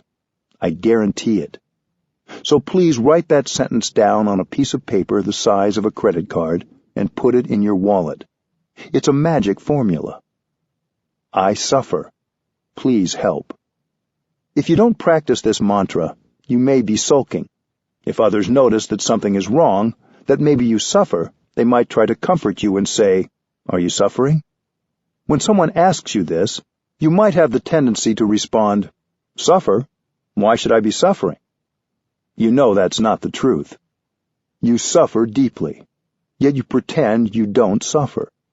You're being untruthful as a way of punishing the other person. If he or she tries to come close and put a hand on your shoulder, you may want to snap, Leave me alone. I can survive very well without you. Many of us commit that kind of mistake, but we can learn.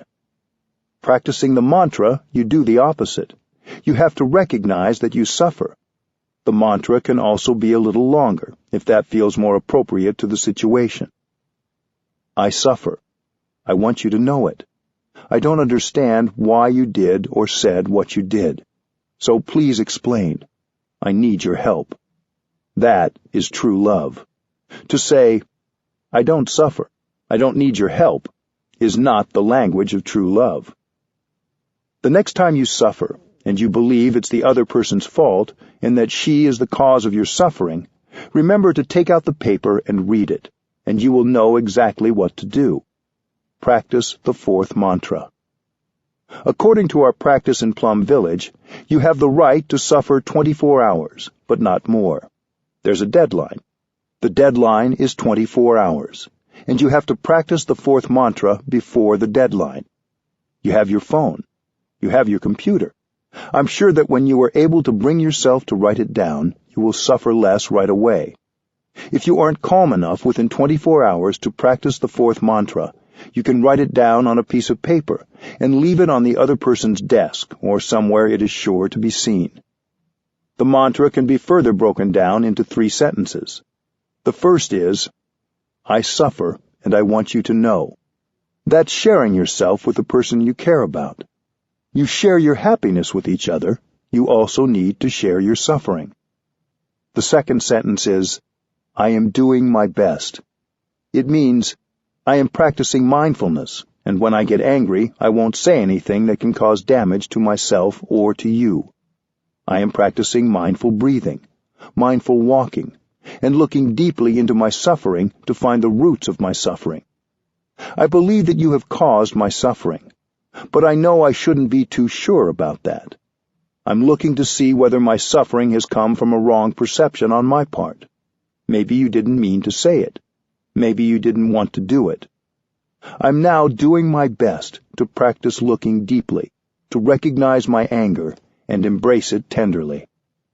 The second sentence is an invitation for the other person to do the same, to practice like you are. When the other person gets the message, he might say to himself, Oh, I didn't know that she was suffering. What have I done or said to make her suffer like that? It is an invitation for the other person to also practice looking deeply. If one of you finds out the cause, that person should communicate right away and apologize for being unskillful so that the other person doesn't continue to suffer. So the second sentence is an invitation for both sides to look deeply, to be aware of what is going on and investigate the real cause of the suffering. It's a recognition that the other person is human and is doing his or her best at the time, and that we are doing our best as well. The third sentence is, "Please help." This sentence acknowledges that we can't figure it out all on our own. We need each other. This is perhaps the hardest part. The three sentences together are, "I suffer, and I want you to know it. I am doing my best. Please help." The fifth mantra. The fifth mantra is, "This is a happy moment." When you are with someone you care about, you can use this mantra. This is not autosuggestion or wishful thinking, because there are conditions of happiness that are there. If we're not mindful, we won't recognize them. This mantra is to remind ourselves and the other person that we are very lucky, that there are so many conditions of happiness that are available in the here and the now. We can breathe easily. We have each other. We have the blue sky and the solidity of the whole earth supporting us. Sitting with the other person, walking together, you may want to pronounce the fifth mantra and realize how lucky you are. Being able to recognize that this moment is a happy moment depends on your mindfulness.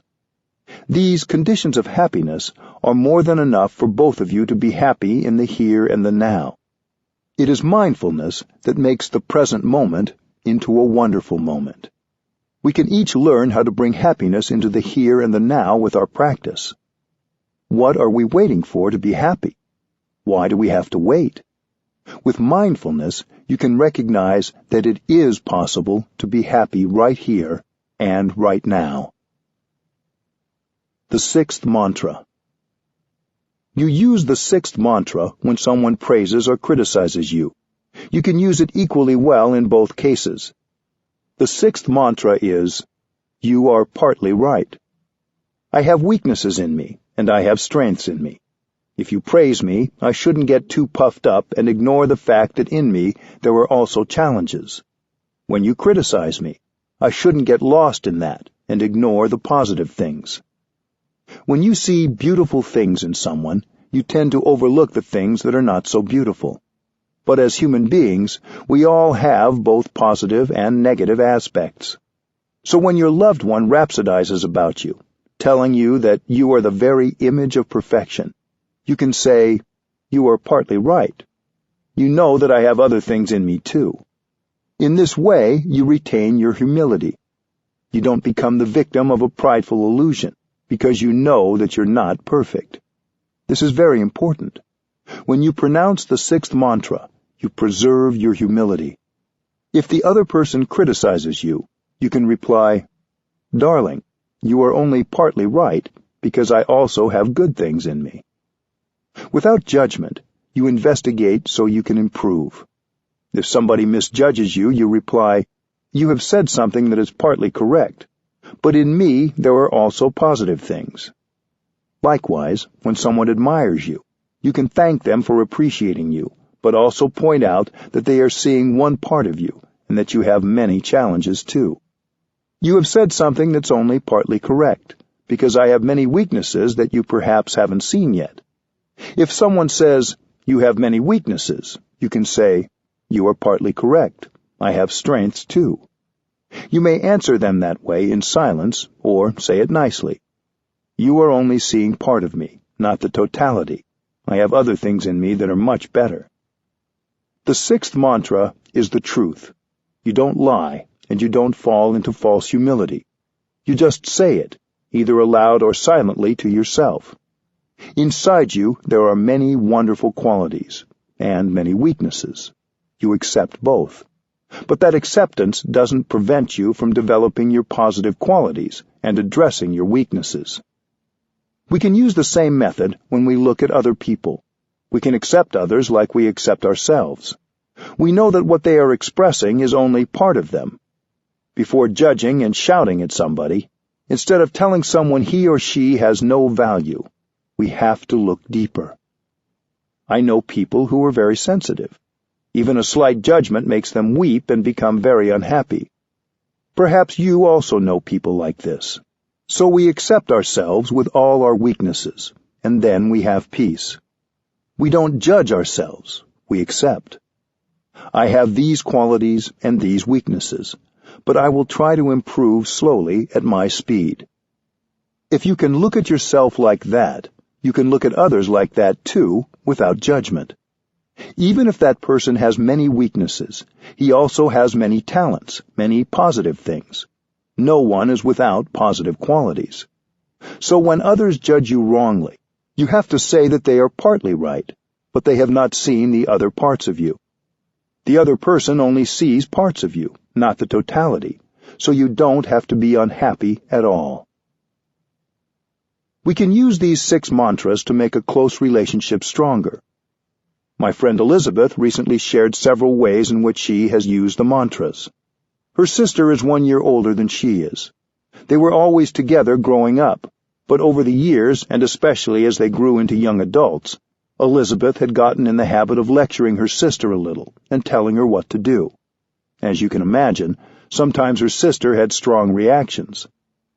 With the practice of mindfulness, Elizabeth said, she became more aware of what she was saying, and she realized the importance of changing that habit. When she visited her sister, she started practicing her version of the second mantra, saying, "I'm really happy that you're here." She got in touch with and expressed a heartfelt appreciation of her sister's presence in her life, and of the fact that her sister was doing the best she could. Elizabeth also used the mantras in her marriage. In the beginning, whenever her husband said something that really hurt her, she immediately had the desire to punish. She tried instead slowly going to him and using her version of the 4th mantra, asking him, "You said this thing to me that I really don't understand. What was that about?" He would share, and most times she discovered that his remark was nothing about her, really. It was often something else entirely that was going on. The mantra opened up a door for her to see what was happening in his world. Sometimes Elizabeth would say something to her husband, and he'd have a strong reaction, and she'd react to his reaction. Eventually, she learned to instead practice the 3rd mantra. "I know you suffer, that's why I'm here for you," by asking, "Was it something I said? I really want to understand what happened. I'm sorry. I don't mean to say or do things that are hurtful. If you let me know, I can understand how the things I say affect you." She also told me about one particular time during her stay in Plum Village. She was in the courtyard garden, harvesting the petals of rose blossoms that were just beginning to droop to use for tea. A gardener came along and scolded Elizabeth for taking away flowers that were growing there for everyone to enjoy in the courtyard.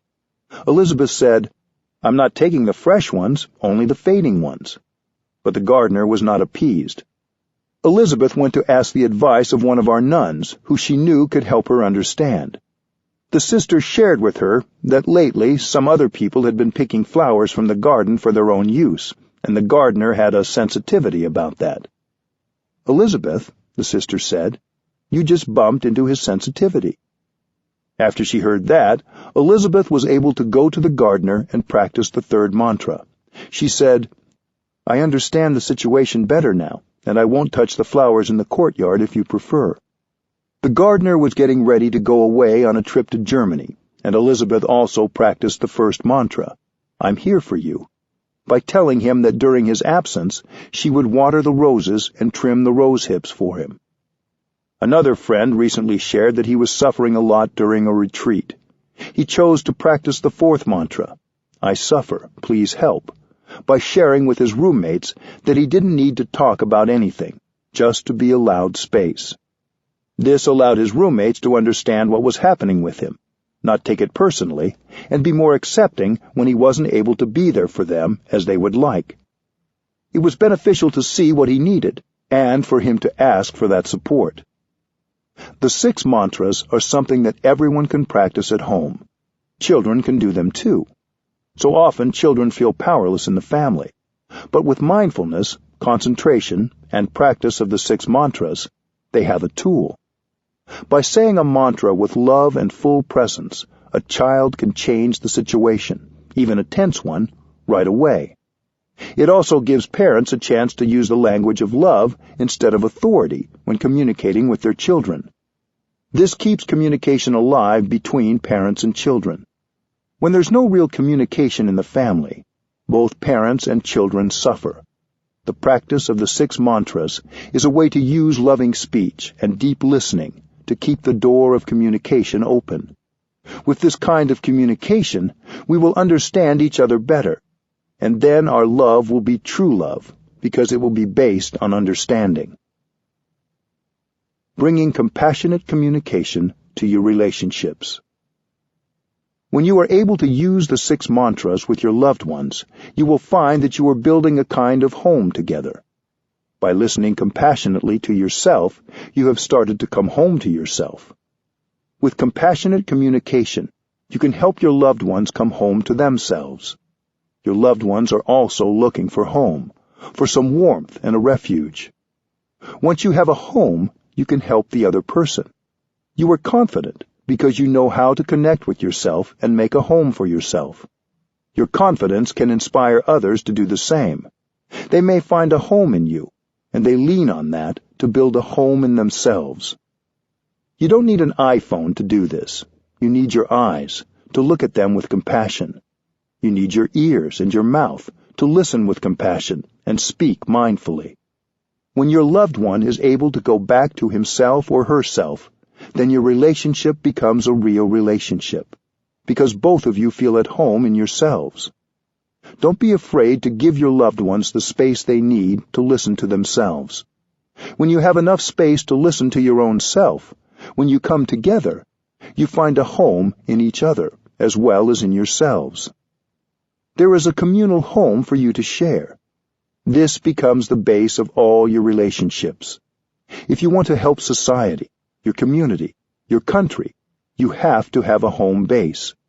When you have a true home in yourself and in your home, you have happiness, safety, and fulfillment. Then you are in a position to go out and help create a more compassionate and loving community. 5. When difficulties arise. Many of us suffer because our communication with other people is difficult. At work, for example, we often feel we have tried everything and there is no way to reach our colleagues. This is often true in families as well. We feel our parents, our siblings, or our children are too stuck in their ways. We think no real communication is possible. Yet there are many ways to reconcile and to create openings for more compassionate communication. Communicating when you're angry. One reason we have trouble communicating with others is that we often try to communicate when we are angry. We suffer, and we don't want to be alone with all that suffering. We believe that we are angry because of something others did, and we want them to know it. Anger has urgency to it. We want to let others know right away what the problem with them is. But when we're angry, we aren't lucid. Acting while angry can lead to a lot of suffering and can escalate the situation. That doesn't mean we should suppress our anger. We shouldn't pretend that everything is fine when it isn't. It's possible to feel and engage with our anger in a healthy and compassionate manner. When anger is there, we should handle it with tenderness, because our anger is us. We shouldn't do violence to our anger. Doing violence to our anger is doing violence to ourselves. Mindful breathing helps us recognize our anger and treat it tenderly. Mindful energy embraces the energy of anger. Anger is a strong energy, and we may need to sit with it for a while. When you cook potatoes, you have to maintain the fire underneath for at least 15 or 20 minutes. The same is true of the practice of mindfulness when it embraces anger. It will take a while, because the anger takes a while to cook. After you have sat with mindful awareness and calmed your anger, you can look deeply into the anger to see its nature and where it has come from. What is the root of that anger? Anger may come from a wrong perception, or a habitual way of responding to events that doesn't reflect our deepest values. In popular psychotherapy, we're sometimes encouraged to express our anger physically, to get it out of our system. We're advised to allow our anger to manifest by shouting in a secluded place, or hitting an inanimate substitute, such as a pillow. I haven't found this practice to be useful in transforming the roots of anger. Think of a wood stove. If something goes wrong with it, you can open the windows so the smoke goes out. But if the stove still has that defect, the smoke will come again. You have to fix the wood stove. Yelling and punching your pillow can be just rehearsing and nourishing anger and making it stronger, not getting it out of your system. You have to get genuinely in touch with your anger in order to heal. While you're hitting your pillow, you're not really getting in touch with your anger in a way that helps your understanding grow. You're not even getting in touch with the pillow, because if you were in touch with the pillow, you would know that it was only a pillow. Suppressing anger can be dangerous. It will explode if it is ignored. Anger, like all strong emotions, wants to express itself. So, how do we handle it? The best thing is to go home to ourselves and take care of our anger. We can remember the first mantra and be there for ourselves and take care of our anger. We return to ourselves and connect body and mind.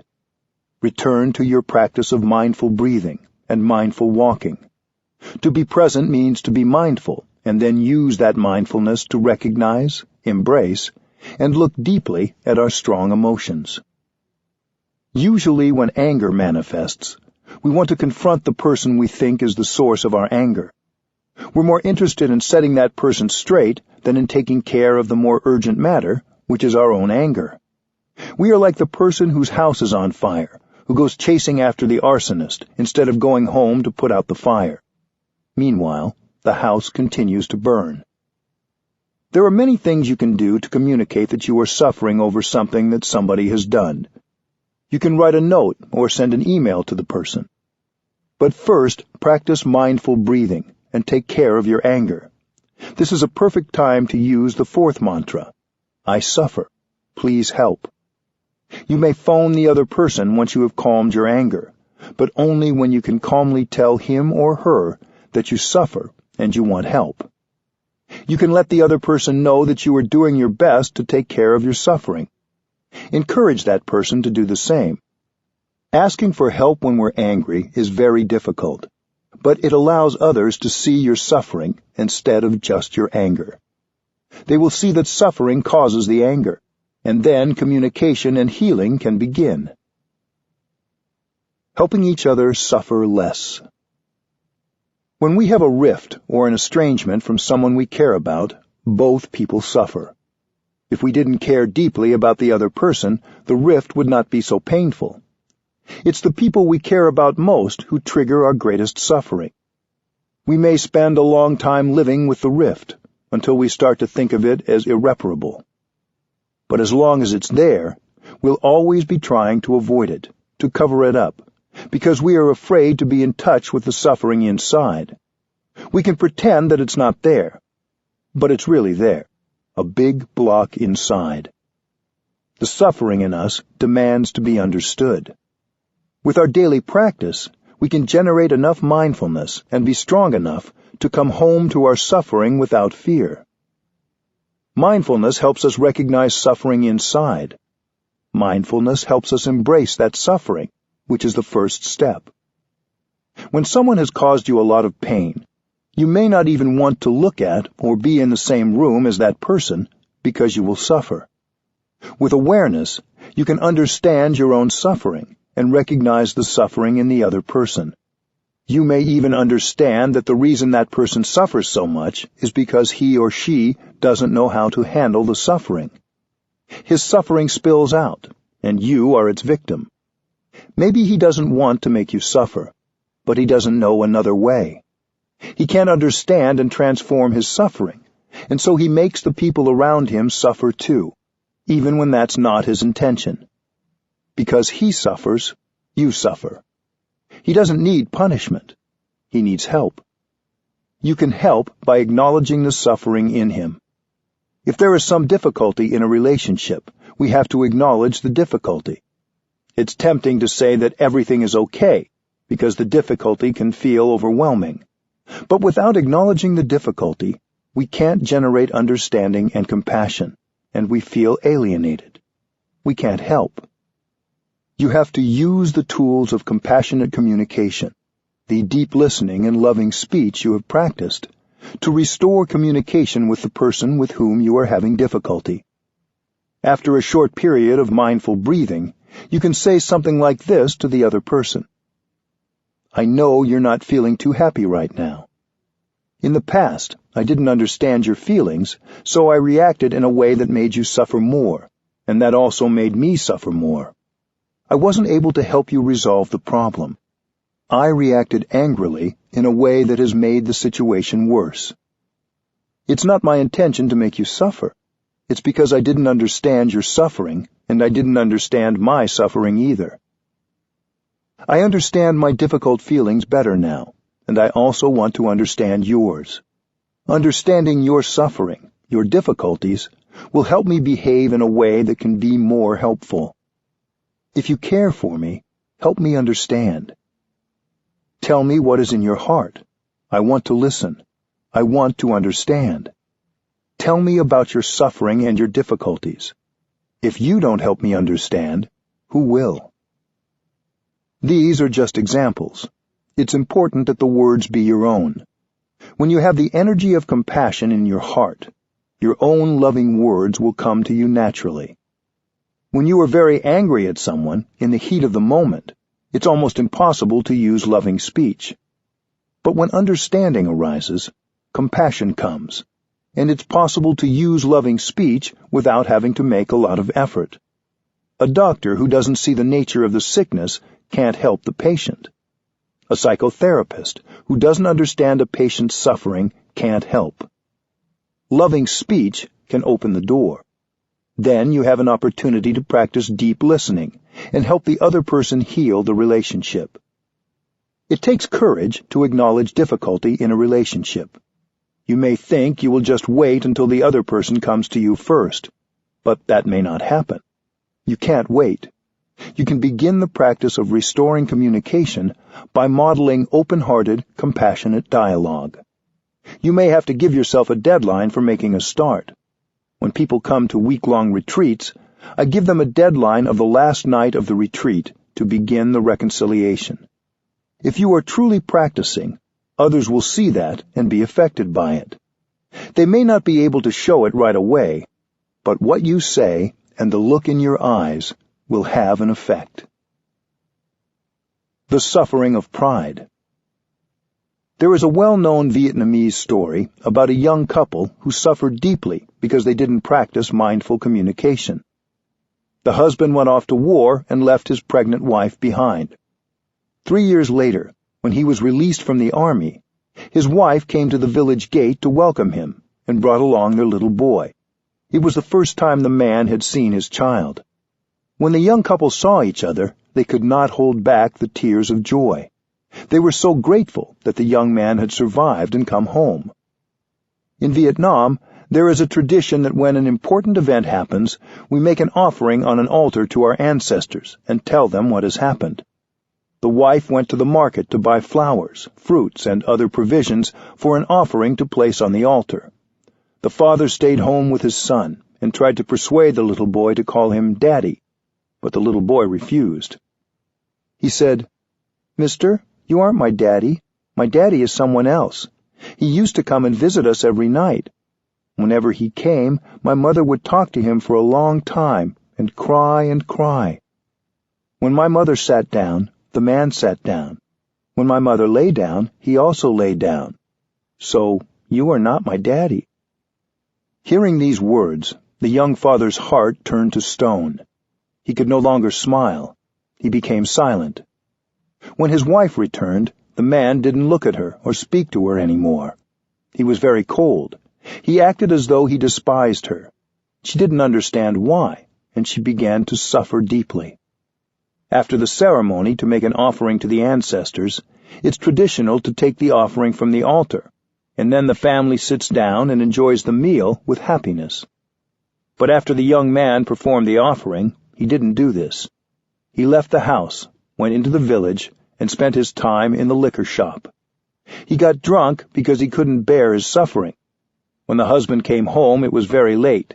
He did the same thing every evening. He never talked to his wife, never looked at her, never ate at home.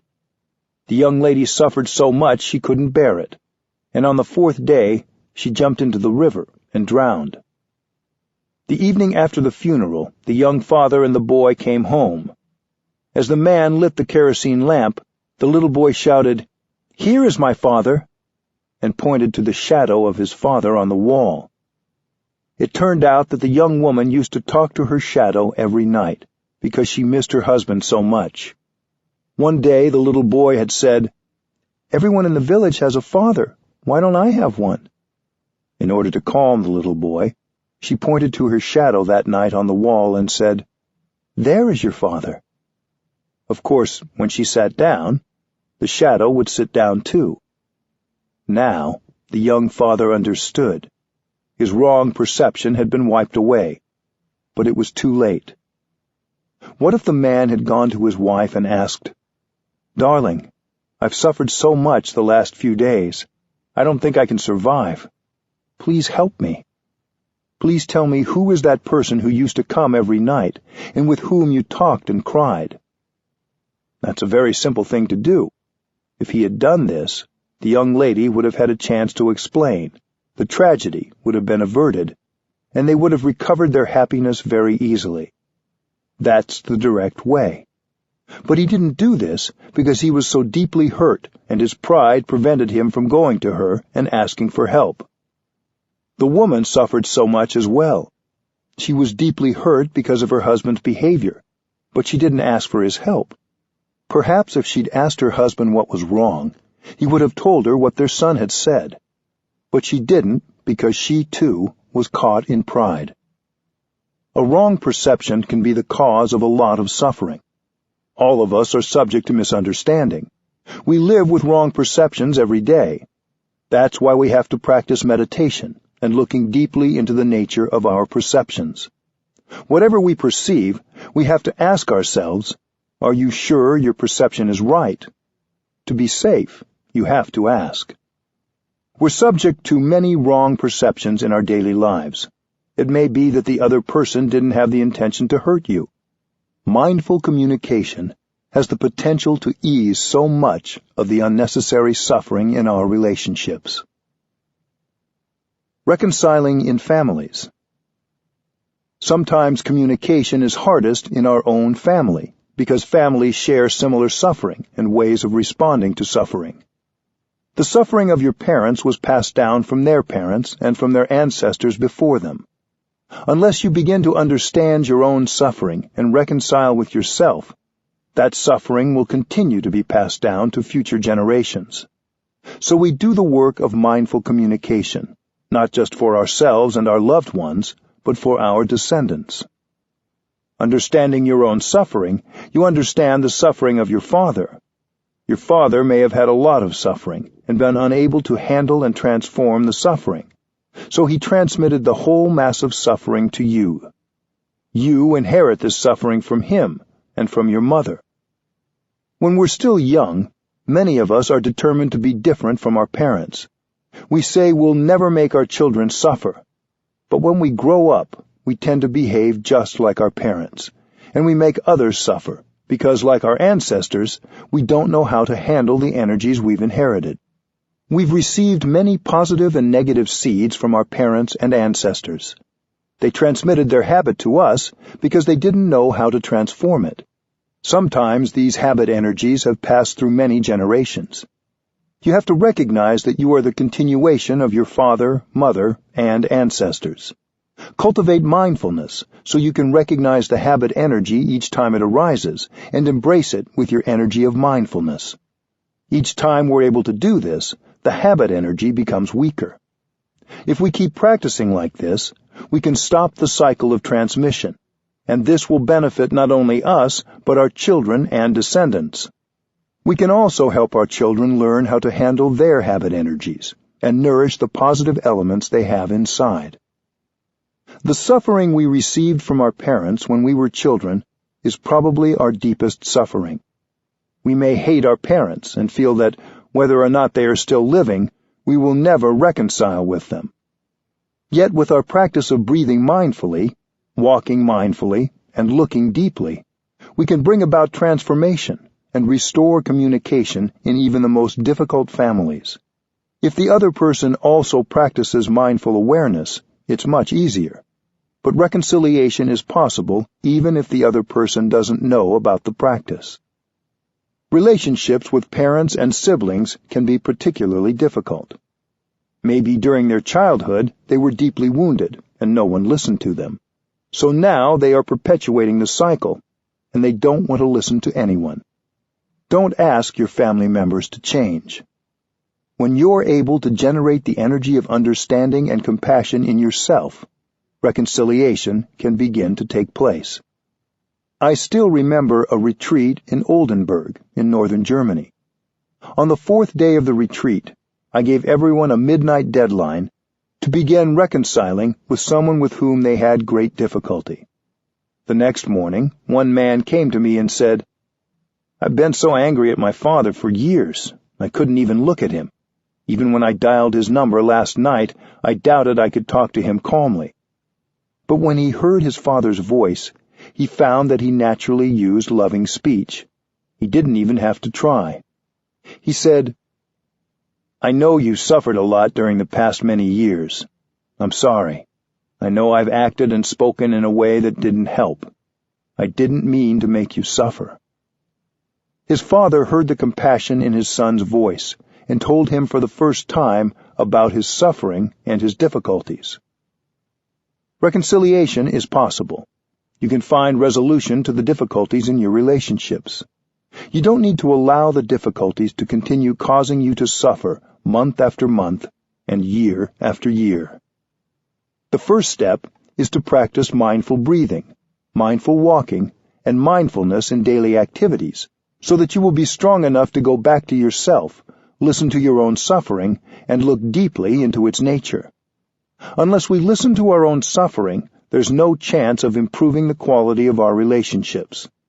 With mindfulness, compassion arises, and you can accept yourself.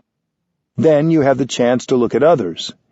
Even if they are not there with you, you can still sit and close your eyes and see the suffering they have gone through for so many years. When you can see the suffering in others, you begin to understand that there is a reason they suffer like that. You are no longer angry with them anymore. Compassion will arise in your heart. When compassion is born, you are more peaceful, your mind is clearer, and you will be motivated to say or do something to help others transform their difficulties. Reconciliation becomes possible. Communicating in long-term relationships. In long-term relationships, as in families, we often get in the habit of thinking that change isn't possible. We think the other person should change, and they won't, so we give up hope. But we need to stop judging and return to our own internal communication. If we wait for our parents or our partner to change, it may take a very long time. If we wait for the other person to change, we may spend all our time waiting. So it's better that you change yourself. Don't try to force the other person to change. Even if it takes a long time, you will feel better when you are master of yourself and you are doing your best. Sometimes when you see your partner behaving in a way that irritates you, you might want to reproach him or her. If you immediately try to correct him, he may get irritated, and then you are both irritated and become unkind. It is as if the blue sky disappears, the green trees disappear, and you are 2 blocks of suffering, bumping against each other. This is the escalation of war, the escalation of unhappiness. You have to disentangle yourself from the unhappiness and go back to yourself, back to your peace, until you know how to handle the situation in a loving way. Then, only when you are calm, invite your partner to speak. You can say you are sorry for not having understood her or him better. Only say this when you are ready. Then listen to her deeply, even if what she says is complaining, reproachful, or not very kind. You may learn that your partner has many wrong perceptions about you and about the situation, but try not to interrupt. Let her speak. Let her have a chance to speak out everything in her, so she can feel listened to and understood. As your partner speaks, continue to breathe mindfully. Later on, you may find a way to undo her misunderstanding, little by little, in a very skillful, loving way, and mutual understanding will grow. If your partner says something untrue, don't interrupt and say, "No, you're wrong. That wasn't my intention." Let him speak out. He's just trying to speak out the difficulty. If you interrupt, he will lose his inspiration to speak, and he will not tell you everything. You have plenty of time. You may even take a number of days to look deeply, in order to skillfully tell him about his wrong perception when he can hear it. You may have been angry with each other for years, and maybe because of just one condition, you're stuck and can't change the situation. If you can understand him deeply, you can start to make peace. Loving, compassionate speech and deep listening are the most powerful instruments for restoring communication. If you can understand and transform yourself, then you can help your partner. Sometimes we're in a negative environment that doesn't leave us space to communicate with ourselves. Sometimes we may need to change the environment around us.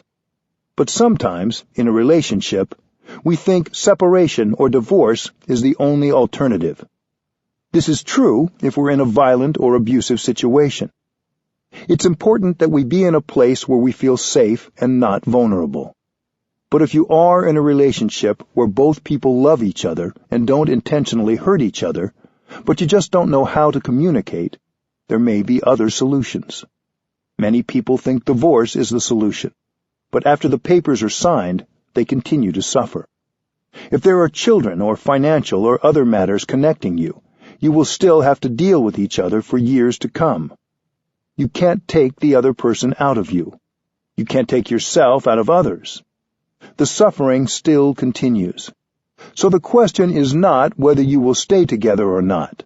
The question is whether you can focus on trying to understand each other, using compassionate speech and deep listening, no matter what the outcome.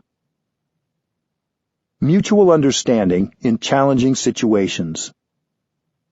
Compassionate communication is an extraordinarily powerful way to create mutual understanding and make changes. It can be used in situations where many people thought connection and communication impossible.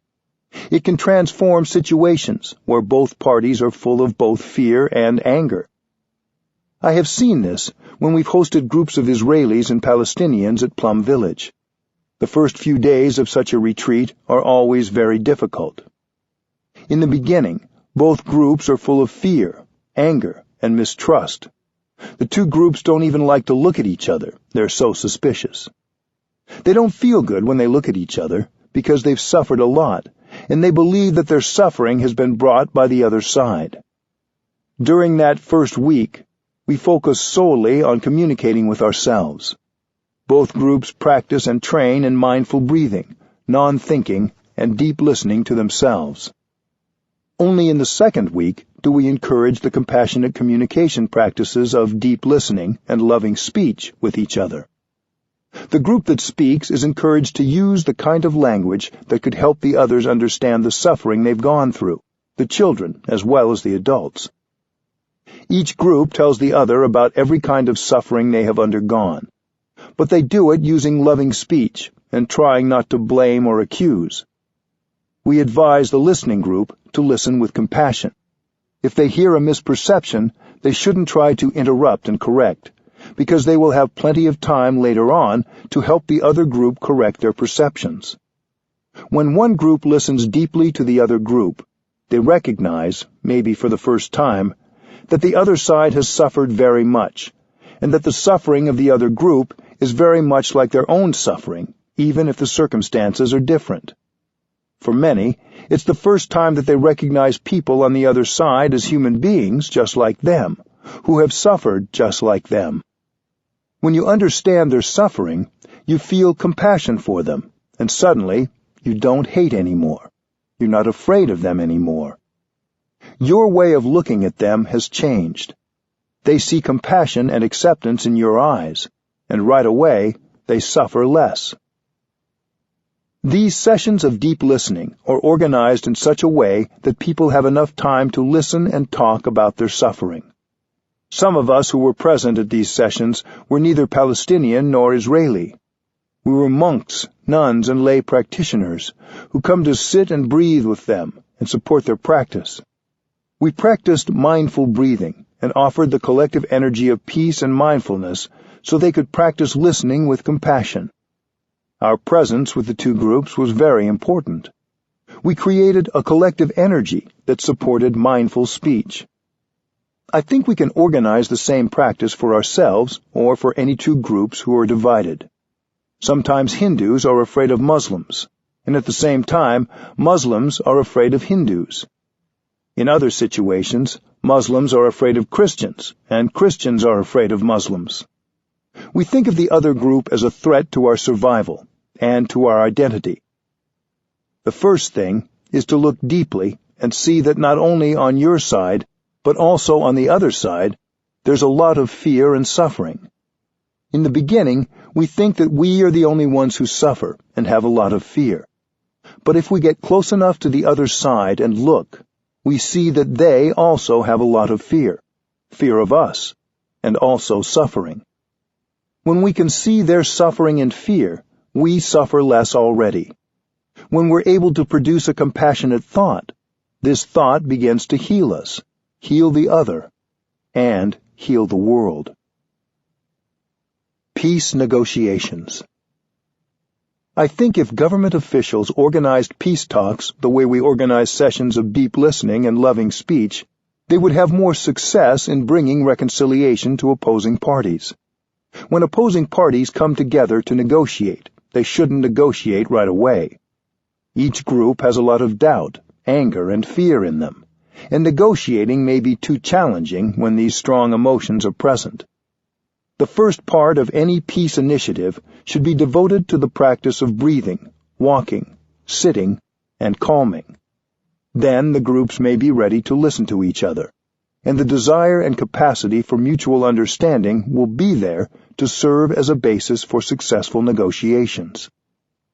If the atmosphere gets too heated during the negotiating session and the tension too strong, the chairperson should invite everyone to stop and breathe in and out to calm themselves down. Even if someone was in the middle of addressing the group, everyone should stop and breathe in and out together. When I addressed a meeting of congressional representatives in Washington, D.C., I proposed a similar process. After that, we offered a retreat for a number of representatives, and we practiced mindfulness together. That was many years ago, but there are a few members of Congress who still practice mindful walking on Capitol Hill. It's possible and very beneficial to bring compassionate communication and mindful speech into political life.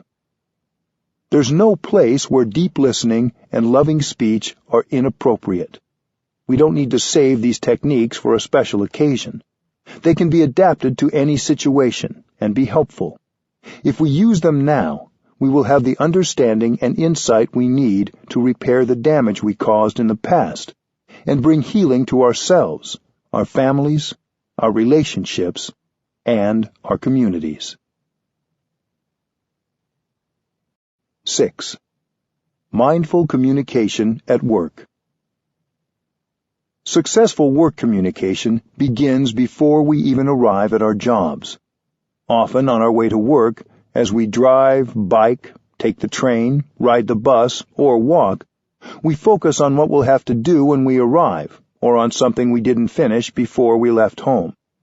If we instead bring our awareness to mindful breathing and to what's happening right in that moment, we can enjoy every moment of transporting ourselves to work. Before I begin my work of teaching for the day, I don't spend time worrying about what questions people might ask or how I might answer them. Instead, as I walk from my room to the place where I teach, I enjoy every step and every breath fully, and I live each moment of my walk deeply. This way, when I arrive, I feel fresh and ready to work. I can offer my best answer to any question I may be asked. If you arrive at your workplace having already practiced mindfulness while getting ready at home and while on your way, You'll arrive happier and more relaxed than you have in the past, and successful communication will come a lot more easily.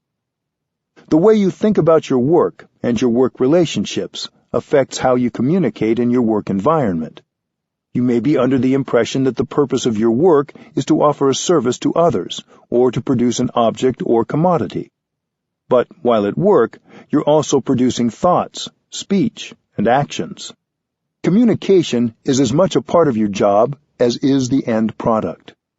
If you communicate well in your work environment, not only do you enjoy yourself more, but you create a harmonious atmosphere that will carry over into your work. Everything you do will have a stronger element of compassion and be of greater benefit to more people. Leading by example. When I was in India a number of years ago, I met Mr. K.R. Narayanan when he was the President of the Indian Parliament. We spoke about using the practice of deep listening and compassionate dialogue in legislative bodies. I said that any work environment, including a legislative assembly, could become a community motivated by mutual understanding and compassion.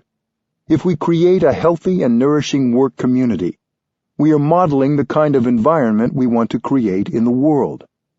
When, in a work environment, you use mindful and compassionate speech, you're offering the best of yourself. If we can combine our insights and experiences, the collective insight will bring about the wisest decisions. If we're not able to listen to our colleagues with a free heart, if we only consider and support ideas that we already know and agree with, we're harming our work environment. Whatever your position is at work, you can set an example by learning to listen to everyone with equal interest and concern. Many workplaces are characterized by daily stress. We need to set up spaces at work for the practice of mindful breathing. Mindful breathing is the first step to mindful communicating because it relaxes us in body and mind. We have to be relaxed, to feel well, so that we can make the best decisions possible. When we model relaxation at work, we are already communicating powerfully. Mr. Narayanan and I talked about integrating mindful breathing into the Parliament of India as a way to reduce stress. If they can do it in the legislature, perhaps you can do it in your workplace. Can you bring your colleagues together to practice mindful breathing, or make time available for this before any group meeting, so that people will be able to communicate more effectively and without stress? If you can't organize others, even your own mindful breathing will make your work communication go better. Sometimes workplace communication can seem so difficult, but one mindful breath already begins to make it easier. Greeting your colleagues. What is the first thing you do when you arrive at work? Do you smile at the people you see? Do you greet them? The first few minutes are crucial in setting the tone for your workday. You may feel you have too much on your mind. You may still be absorbed in an argument or in something challenging that happened before you arrived. But if you spent the time getting to work breathing mindfully and being in the present moment, you will arrive with a clear mind, and you'll be able to greet people with a warm and open smile. This is part of your job, no matter what your profession. Answering the phone. At work, many of us communicate, not just with people around us, but by email, telephone, or video conferencing. Some of us work primarily with people who aren't in the same physical space, or even in the same time zone or country. Even so, you can turn every phone conversation or email into an opportunity to practice compassionate communication. Whenever the phone rings, you can hear it as a bell of mindfulness and stop whatever you're doing. Instead of rushing to answer the phone, you can breathe in and out with awareness 3 times before answering, to make sure you're truly present for whoever is calling. Recognize any feelings of stress or irritation you may have, or any feeling that you're being interrupted. You may want to put your hand on the receiver while breathing, to let your coworkers know that you intend to pick up the phone, but you're just not in a hurry. This will help remind them that they don't need to feel like they're victims of the telephone. You can use the same practice before reading an email. At work, we often go from one email to the next without first practicing mindful breathing and making ourselves present for whatever that email has to say. If we wait until we've taken a few mindful breaths and return to being fully present before we open an email, it's true that it will take us a little longer to go through our mail, and our work might be a bit slower. But our communication with each email will be more effective, clearer, and more understanding. If you want to send an email or call someone on the phone, you might want to recite the following verse to yourself before you begin to type or to dial the number. Words can travel thousands of miles. May my words create mutual understanding and love. May they be as beautiful as gems, as lovely as flowers. Mindful meetings. Our communication in meetings can often be a source of tension, stress, and conflict at work. Sometimes we rush from one meeting to another, so we arrive already anxious or distracted. It will help to schedule a few minutes at the beginning of any meeting to sit quietly together. If people in your workplace are open to having a bell sound before the meeting begins, that sound can help everyone come back to their breathing and find some calm. If people don't want to start the meeting by sitting together quietly for a few moments, you can still arrive at the meeting a few minutes early so you have time to relax and breathe mindfully. Perhaps other people will see your example and join you the next time. You don't need to say anything or make a point of letting others know you're doing this. Just do it and enjoy the benefit it brings you. It can be helpful in setting the tone of a meeting to open with a spoken agreement that the participants will respect each other's words and be open to the views of others. If we try to impose our views on others, we only create tension and suffering at work. So, in any meeting, practice being open and listening to the experience and insight of others. If you have a wonderful idea and are eager to share it, that's good. But you shouldn't be so eager to share your ideas that you drown out the ideas of others. Invite everybody to express their ideas. Trust that the best ideas will emerge from this process as collective wisdom. During the meeting, practice using loving speech and deep listening. Follow your breathing as you listen. Let one person speak at a time without interruption. Don't get caught up in verbal duels.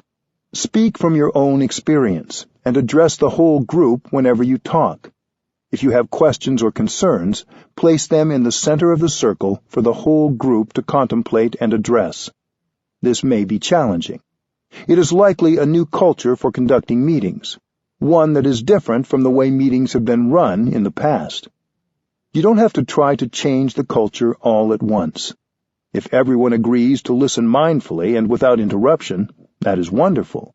But even if it's only you who follows these guidelines and makes a commitment to speak and listen with compassion, it will have a positive effect.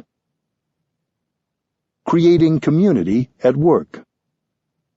If you're modeling compassionate communication at work, soon others may be interested in practicing mindful breathing, sitting, and walking with you. If you're surrounded by people who are practicing mindfulness together, you'll all be supported by the collective energy, and mindful speech and deep listening will come much more easily. The more you practice mindfulness, the more you'll see things you can do to change your work environment in a positive way. When we practice mindful speech and deep listening, our way of communicating becomes a bell of mindfulness for everyone.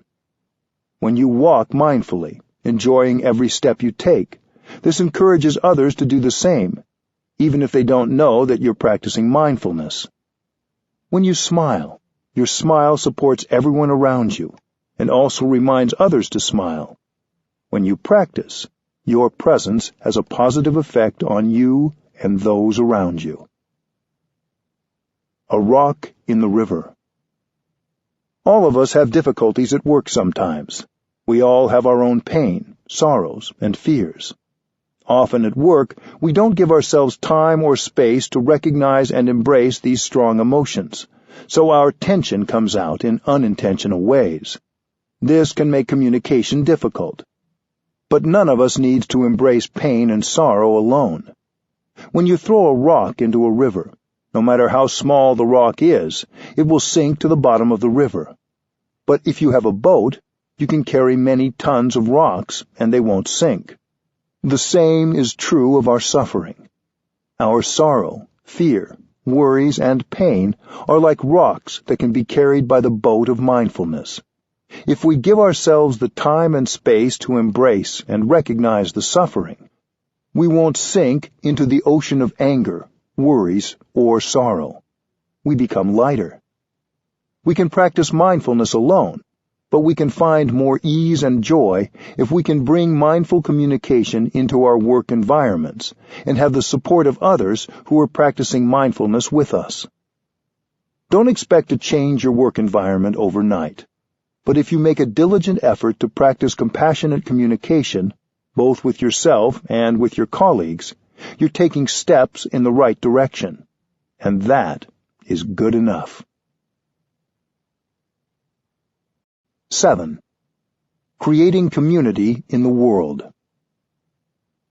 As powerful as compassionate communication can be when we use it in our individual relationships, its power is magnified when we bring it to our communities.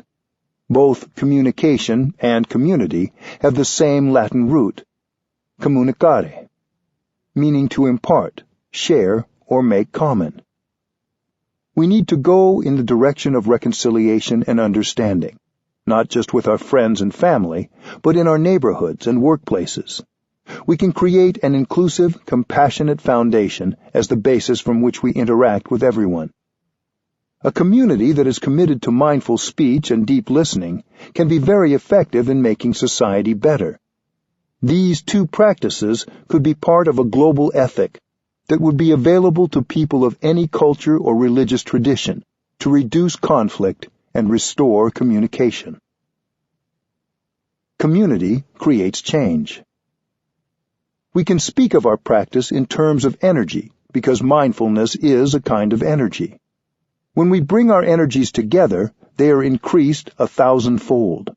The whole can be much, much greater than the sum of its parts. Systematic change can't be achieved without the energy of community. If you want to save the planet, if you want to transform society, you need a strong community. Technology is not enough. Without mindfulness, technology can be more destructive than constructive.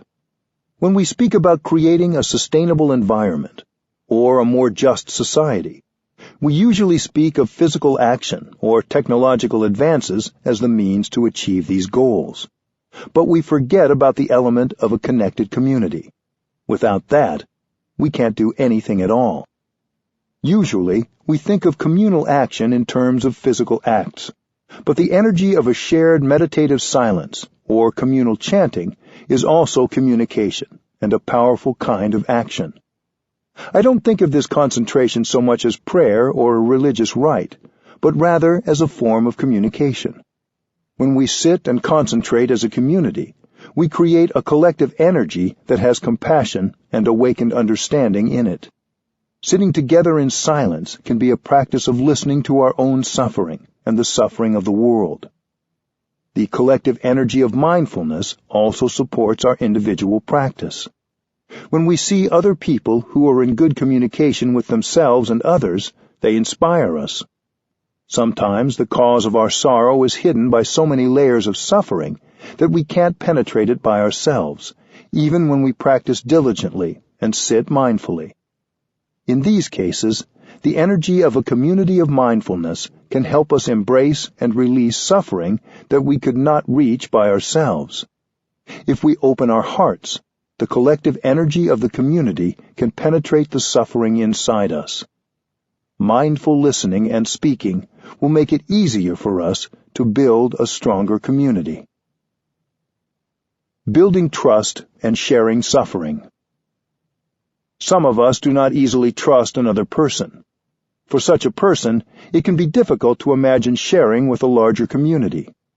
We may be a little bit wary or even very suspicious. People say they love us and understand us, but we haven't really experienced that love and understanding. We should be able to find ways to help a person who doesn't have the capacity to receive love and understanding. Sometimes there is real love. There is real understanding. But the person doesn't believe in love and understanding, and that's why he has never been able to receive it. That person is like a hungry ghost.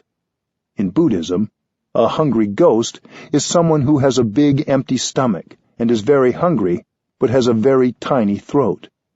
Even if there's plenty of food, that person can't swallow it. He can't absorb anything. So even if a lot of understanding and love is offered, that person isn't able to take it in. A person who suffers like that has no capacity to receive understanding, love, and help. You have to be very patient. From time to time, we see hungry ghosts like that walking around, and we can recognize them easily. They look very alone and cut off. We have to be very patient and allow them a lot of time and space. Don't be too eager to help, because when you're too eager to help, you may have the opposite effect from what you intended, and you may get an opposite response. Remain fresh, loving, compassionate, and spacious for them. That is what you can do now. Look deeply to see if you can find a mantra to say that's skillful enough to help them enlarge their throats and get nourishment. With patience and time, one day their throats will be larger, and they will begin to notice the energy of love and understanding that is in you. Community building takes time. Community strengthens compassion. Scientists have studied the behavior of social animals, such as birds and fish, and have found that in every community there is an element of altruism. Some members of the community are ready to die and sacrifice their lives for the sake of the community. There is a kind of fish called a stickleback. They swim in bands, thousands of them. Whenever they notice the shadow of a predator, a large fish that might threaten the band of fish, a few dozen will detach themselves and go explore. They know there's a risk, but they want to go in that direction to see if the threat is real. If they find there's no risk, they go back and rejoin the band of fish. If there is a real danger, a few of them will stay to be swallowed by the big fish, while the rest go back and tell the band of fish to go in another direction. Ants also behave like that, as do bees and some kinds of birds. We humans also hear news reports of heroes sacrificing themselves in this way. The behavior on the part of some members of your community nourishes your own generosity and altruism. Scientists in this fish study found that if a school stays together, the generosity will grow. The descendants will profit and become more and more generous. But if they are dispersed, the generosity dies down very quickly. According to scientists who have conducted studies, when you're exposed to such behavior from some members of your community, the seed of altruism in you is watered. And when your turn comes, you will do the same. You will know how to sacrifice for the sake of the community. Living in the world, we have strong habits. We walk without any awareness or enjoyment of our steps. We walk as if we have to run. We speak, but don't know what we are saying. We create a lot of suffering while speaking. Communities that commit themselves to mindfulness can help members of the community learn how to speak, breathe, and walk mindfully. The community helps train you, and you train yourself. When we practice in a community, there are more people to support us, but also more opportunities for frustration and anger. Loving speech and deep listening are key to community building. You learn to speak in a way that will not cause suffering in yourself and your community. If your community doesn't practice this, it's not an authentic community. Even if you have suffering and anger, you can train yourself to speak in a way that helps the other person or group understand what is going on in you, and that makes real communication possible. Our world can be a mindful, compassionate community. We need to find better ways to communicate. If we can do this in our relationships, we can do it in our work environments, and even in our political environments. We have to transform our governments into mindful, compassionate places of deep listening and loving speech. We each can do our part to contribute as a citizen, as a member of the human family. In the process of community building, we get the transformation and healing we need to further the transformation and healing of the world. This is a process of training and learning. When you speak, allow the inside of our collective humanity to speak through you. When you walk, don't walk for yourself alone. Walk for your ancestors and your community. When you breathe, allow the larger world to breathe for you. When you're angry, allow your anger to be released and to be embraced by the larger community. If you know how to do this for one day, you are already transformed. Be your community and let your community be you. This is true practice. Be like the river when it arrives at the ocean. Be like the bees and birds that fly together. See yourself in the community and see the community in you. This is a process of transforming your way of seeing, and it will transform how, and how effectively, you communicate. 8. Our communication is our continuation. Every human and every animal communicates. We typically think of communication as the words we use when we speak or write. But our body language, our facial expressions, our tone of voice, our physical actions, and even our thoughts are ways of communicating. Just as an orange tree can produce beautiful orange leaves, blossoms, and fruits, a beautiful human being can produce beautiful thoughts, speech, and actions. Our communication is not neutral. Every time we communicate, we either produce more compassion, love, and harmony, or we produce more suffering and violence. Our communication is what we put out into the world, and what remains after we have left it. In this way, our communication is our karma. The Sanskrit word karma means action, and it refers not just to bodily action, but to what we express with our bodies, our words, and our thoughts and intentions. Throughout our day, we produce energies of thought, speech, and action. We're communicating in every moment, either with ourselves or with others. Thinking, speech, and bodily acts are our own manifestations. You are your action. You are what you do, not only what you do with your body, but also with your words and your mind. Karma is the triple action of our thoughts, our speech, and our bodily actions. Thinking is already action. Even if you don't see its manifestation, it is there as powerful energy. Thinking can push you to do or say things that are destructive, or it can create a lot of love. Every thought will bring a fruit, sometimes right away, sometimes later on.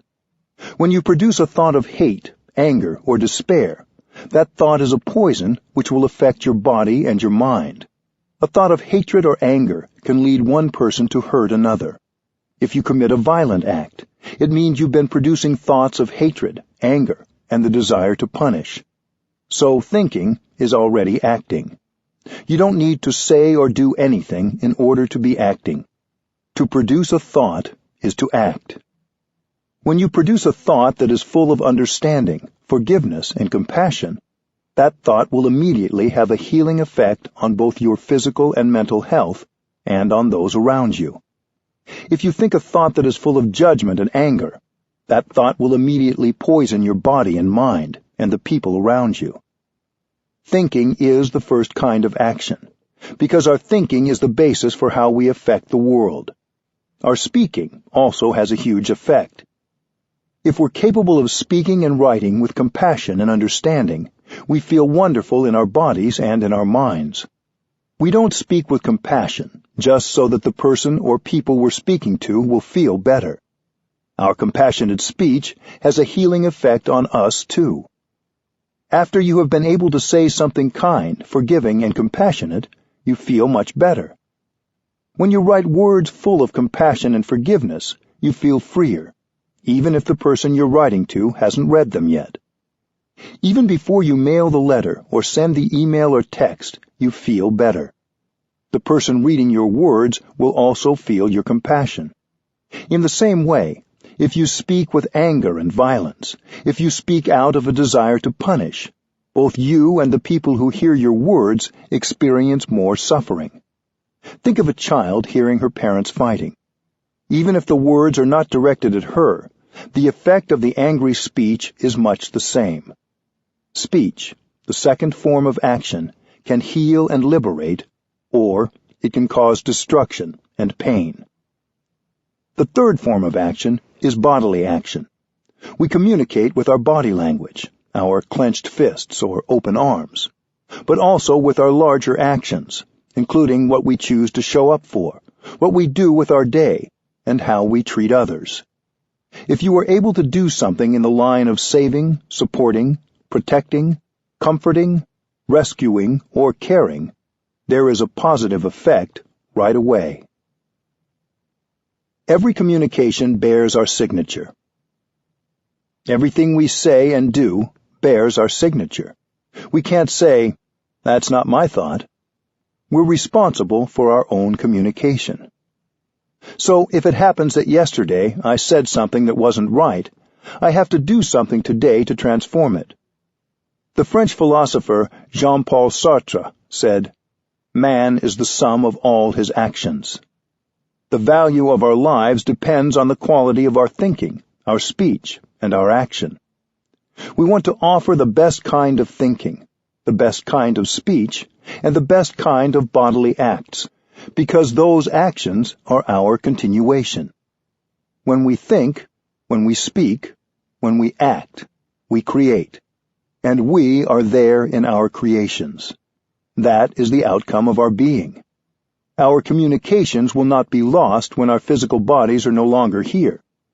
The effect of our thinking, speech, and physical actions will continue to ripple outward into the cosmos. Whether this body is still here or has disintegrated, our actions continue. When you produce a thought, it bears your signature. It's you who produced that thought, and you are responsible for it. If it's a thought of compassion, forgiveness, non-discrimination, you will continue beautifully because you are there in it. You are the author of that action. Your speech and your physical actions, both compassionate and violent, also bear your signature. We are like the cloud that produces the rain. Through the rain, the cloud continues to affect the crops, the trees, and the rivers, even after the cloud is no longer floating there in the sky. Likewise, everything we produce in terms of thought, speech, and action continues even after our bodies disintegrate. The cloud is there in the cornfield and in the river. When this body disintegrates, our words, thoughts, and physical actions continue to have an effect. Our thoughts, speech, and actions are our real continuation.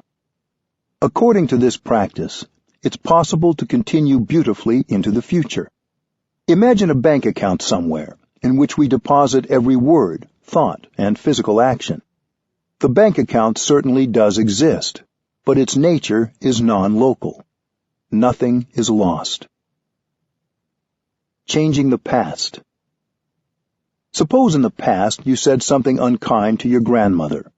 Now she is no longer alive, so you can't apologize directly to her.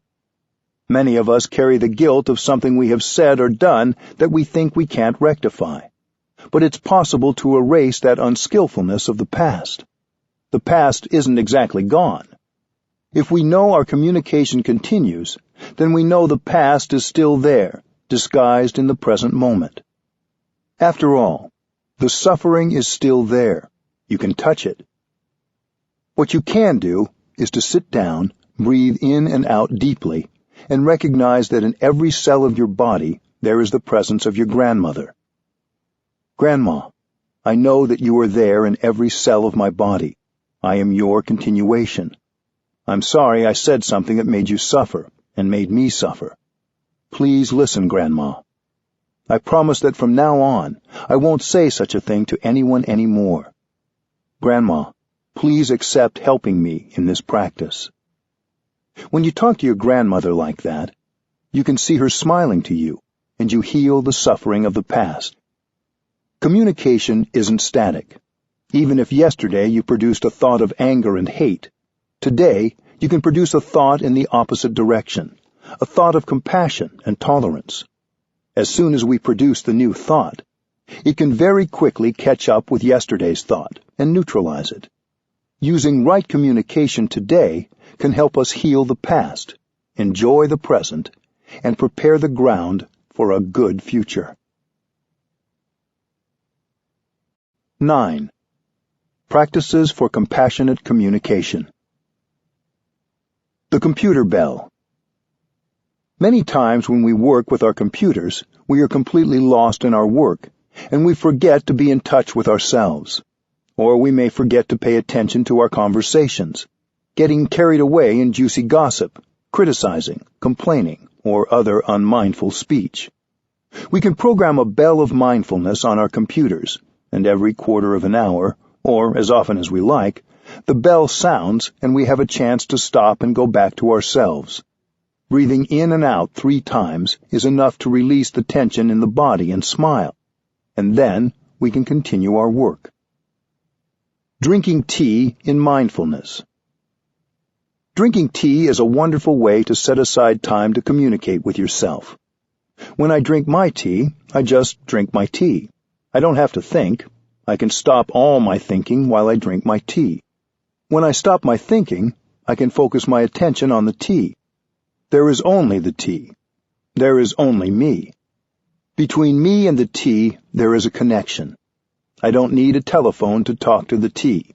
In fact, because I'm not on the telephone, I can get more in touch with the tea. I just breathe in, and I'm aware that my in-breath is there.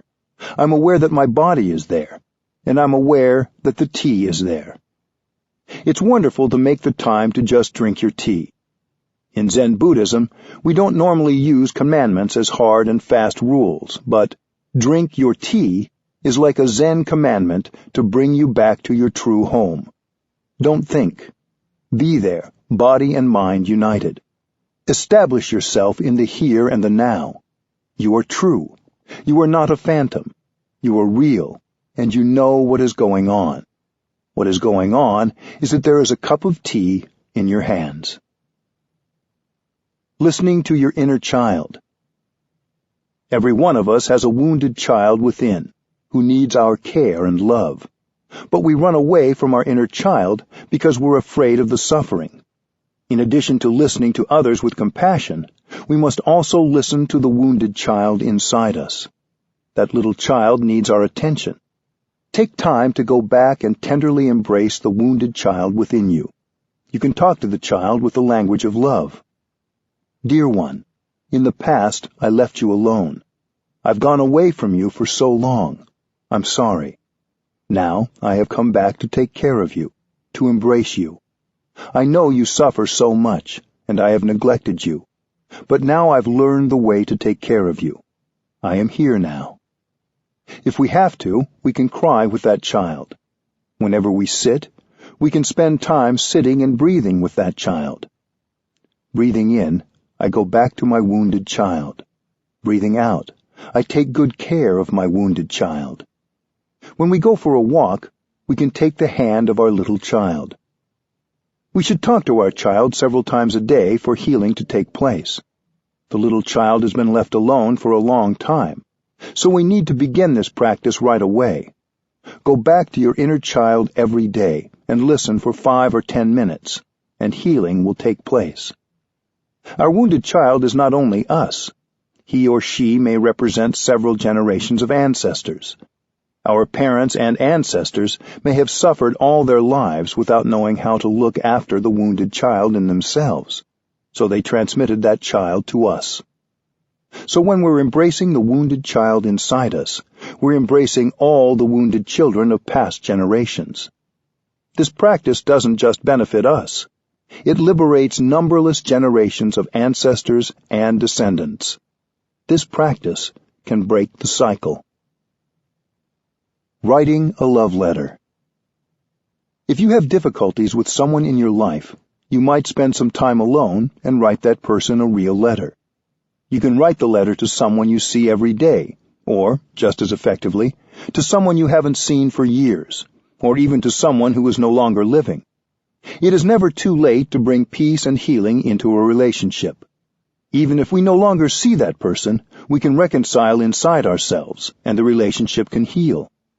Give yourself a couple of hours to write a letter using loving speech. While you write the letter, practice looking deeply into the nature of your relationship. Why has communication been difficult? Why has happiness not been possible? Here is an example. My dear, I know you have suffered a lot over the past many years. I have not been able to help you. In fact, I have made the situation worse. It is not my intention to make you suffer. Maybe I'm not skillful enough. Maybe I tried to impose my ideas on you.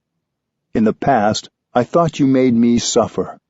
Now I realize that I have been responsible for my own suffering. I promise to do my best to refrain from saying things or doing things that make you suffer. Please tell me what is in your heart. You need to help me. Otherwise, it is not possible for me to do it. I can't do it alone. You have nothing to risk by writing this letter. You can even decide later whether to send it. But whether you send it or not, you will find that the person who finishes writing the letter is not the same person who began it. Peace, understanding, and compassion have transformed you. Peace Treaties and Peace Notes. The Peace Treaty and the Peace Note are two tools to help us heal anger and hurt in our relationships. The Peace Treaty can be used as a preventative tool, before we utter or are hurt by words or actions that seem unkind.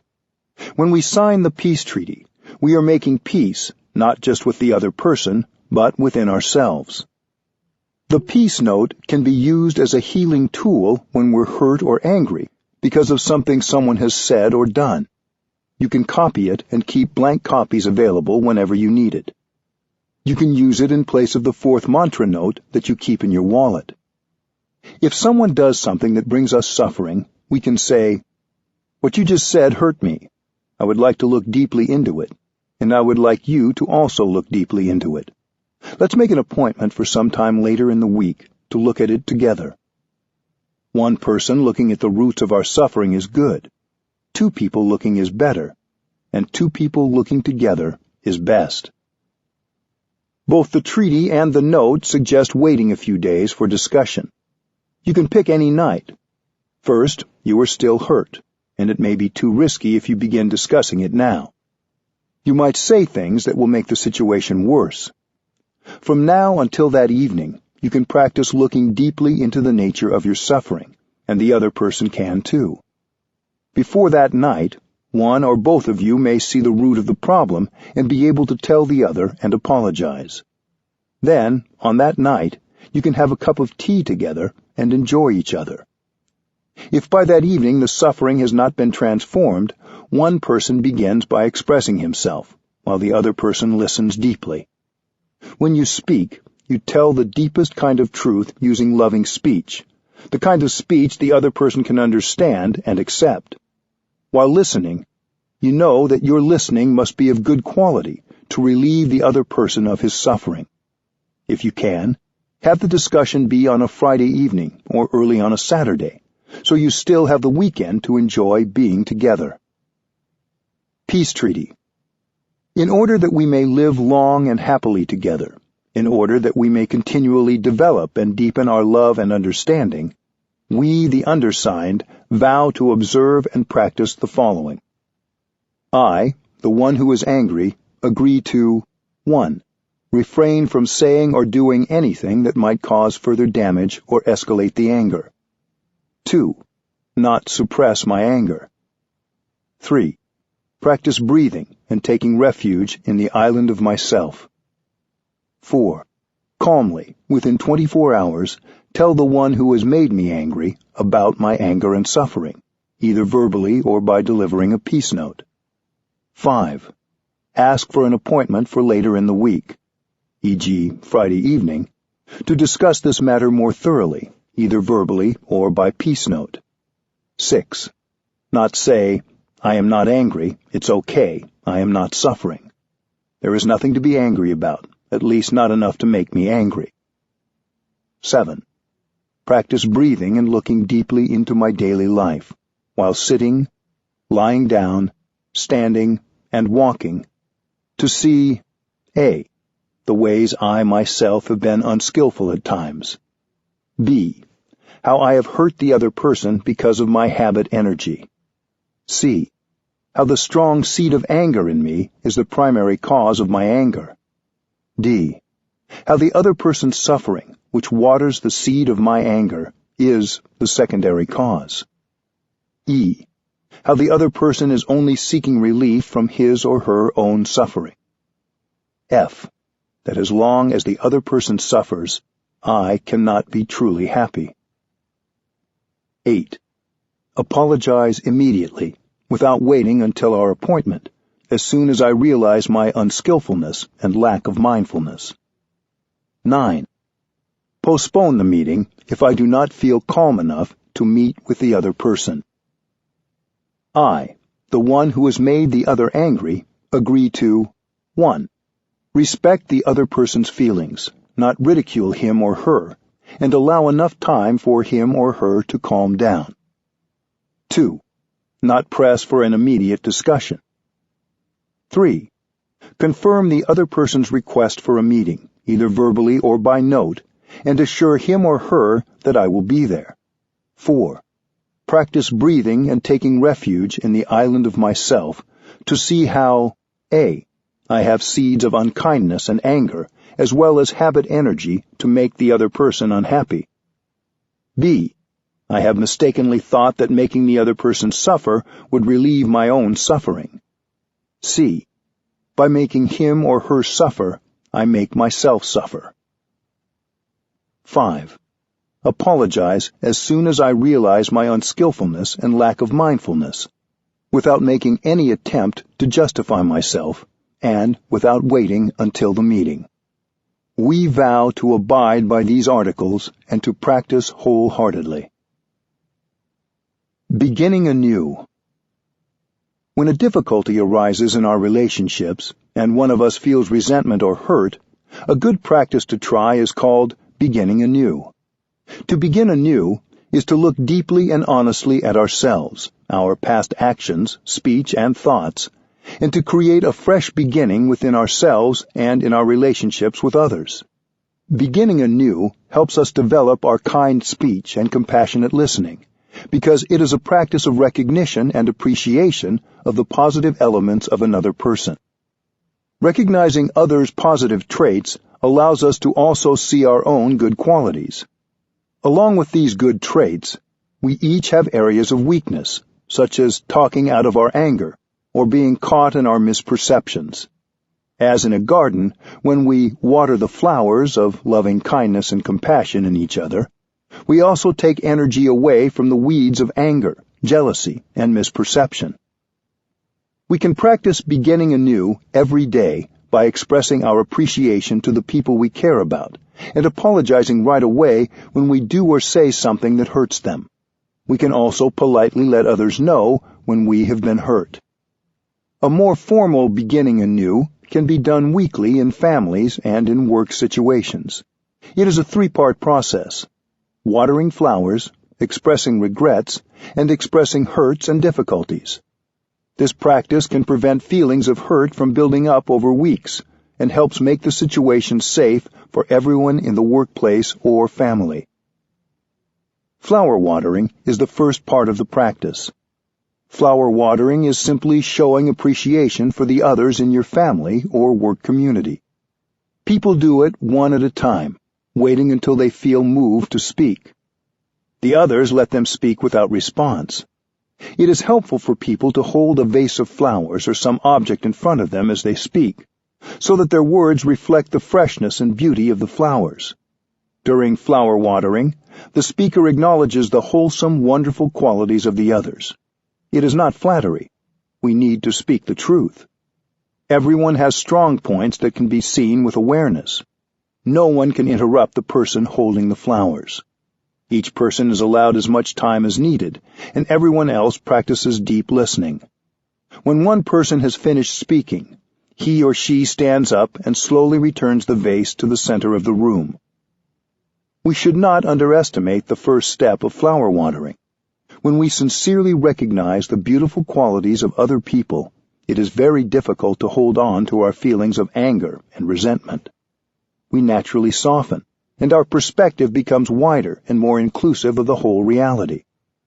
In the second part of the practice, participants express regret for anything they have done to hurt others. It does not take more than one thoughtless phrase to hurt someone. Sometimes we hold on to some small resentment or regret, and it grows because we don't have the time to make it right. The practice of beginning anew is an opportunity for us to recall some regret from earlier in the week and undo it.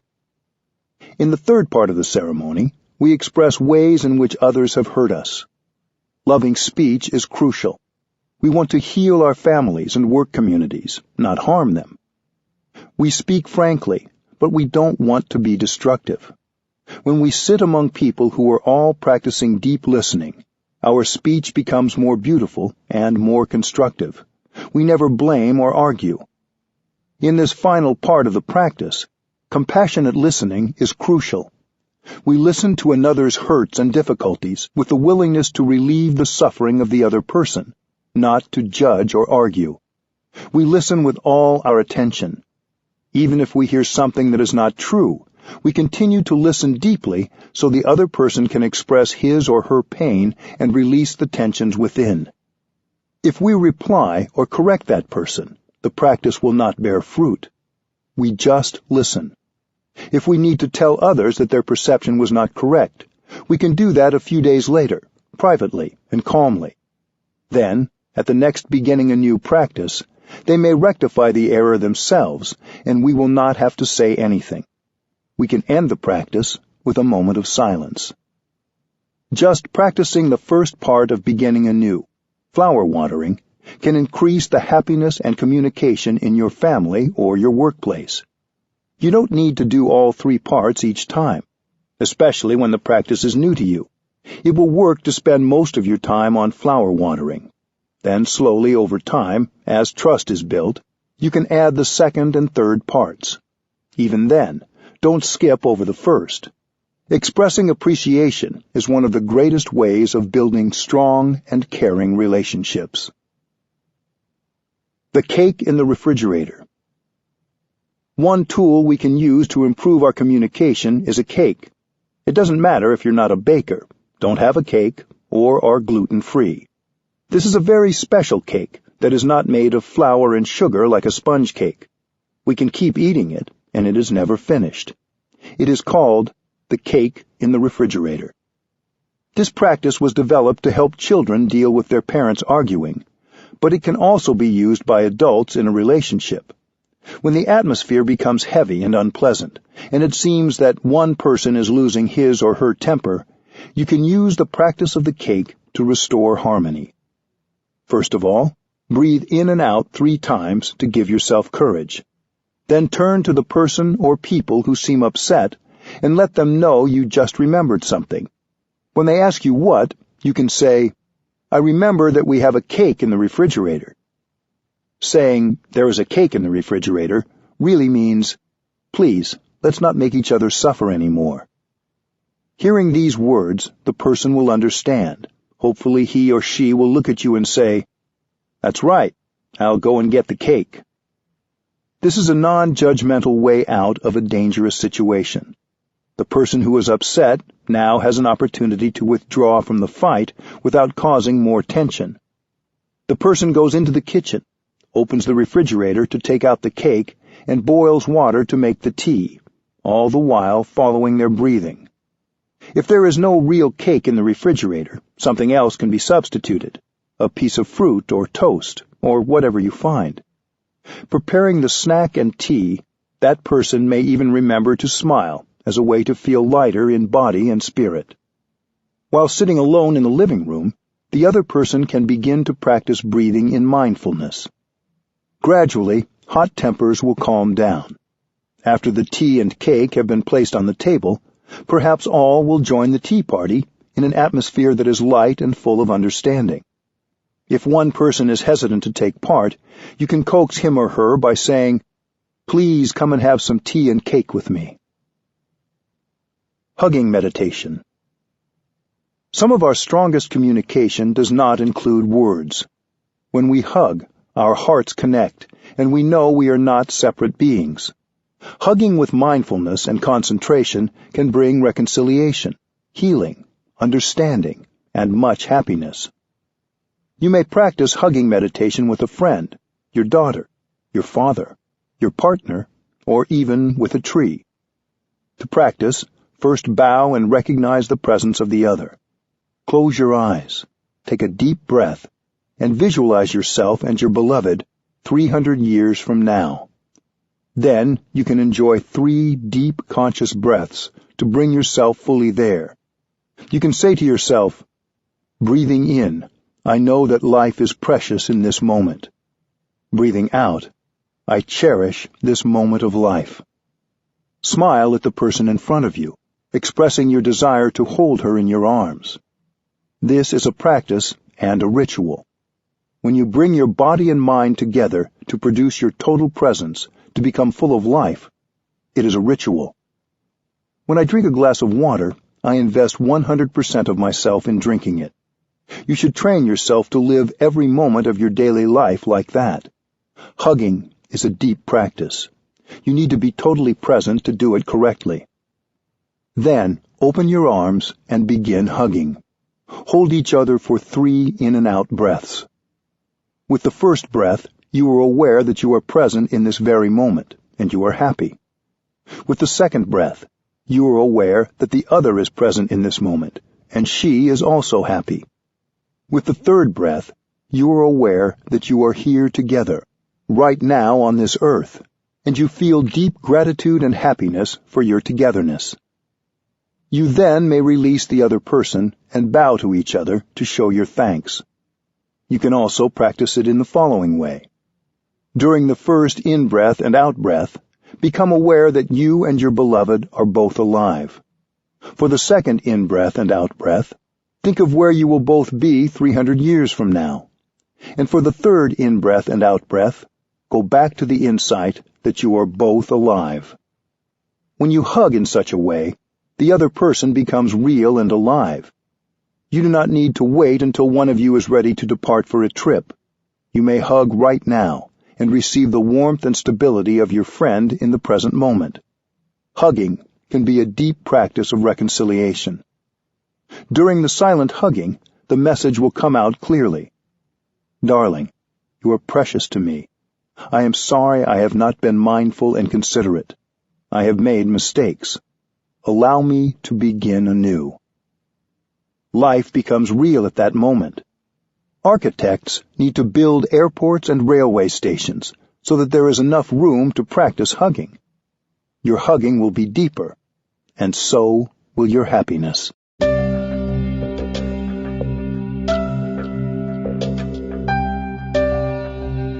This is Dan Warren. We hope you have enjoyed this unabridged production of The Art of Communicating by Thich Nhat Hanh.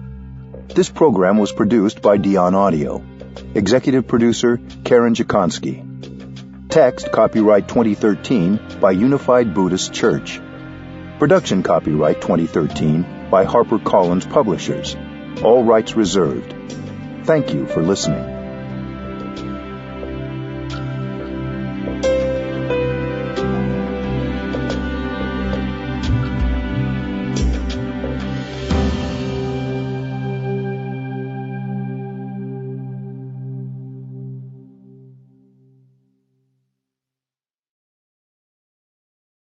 Audible hopes you have enjoyed this program.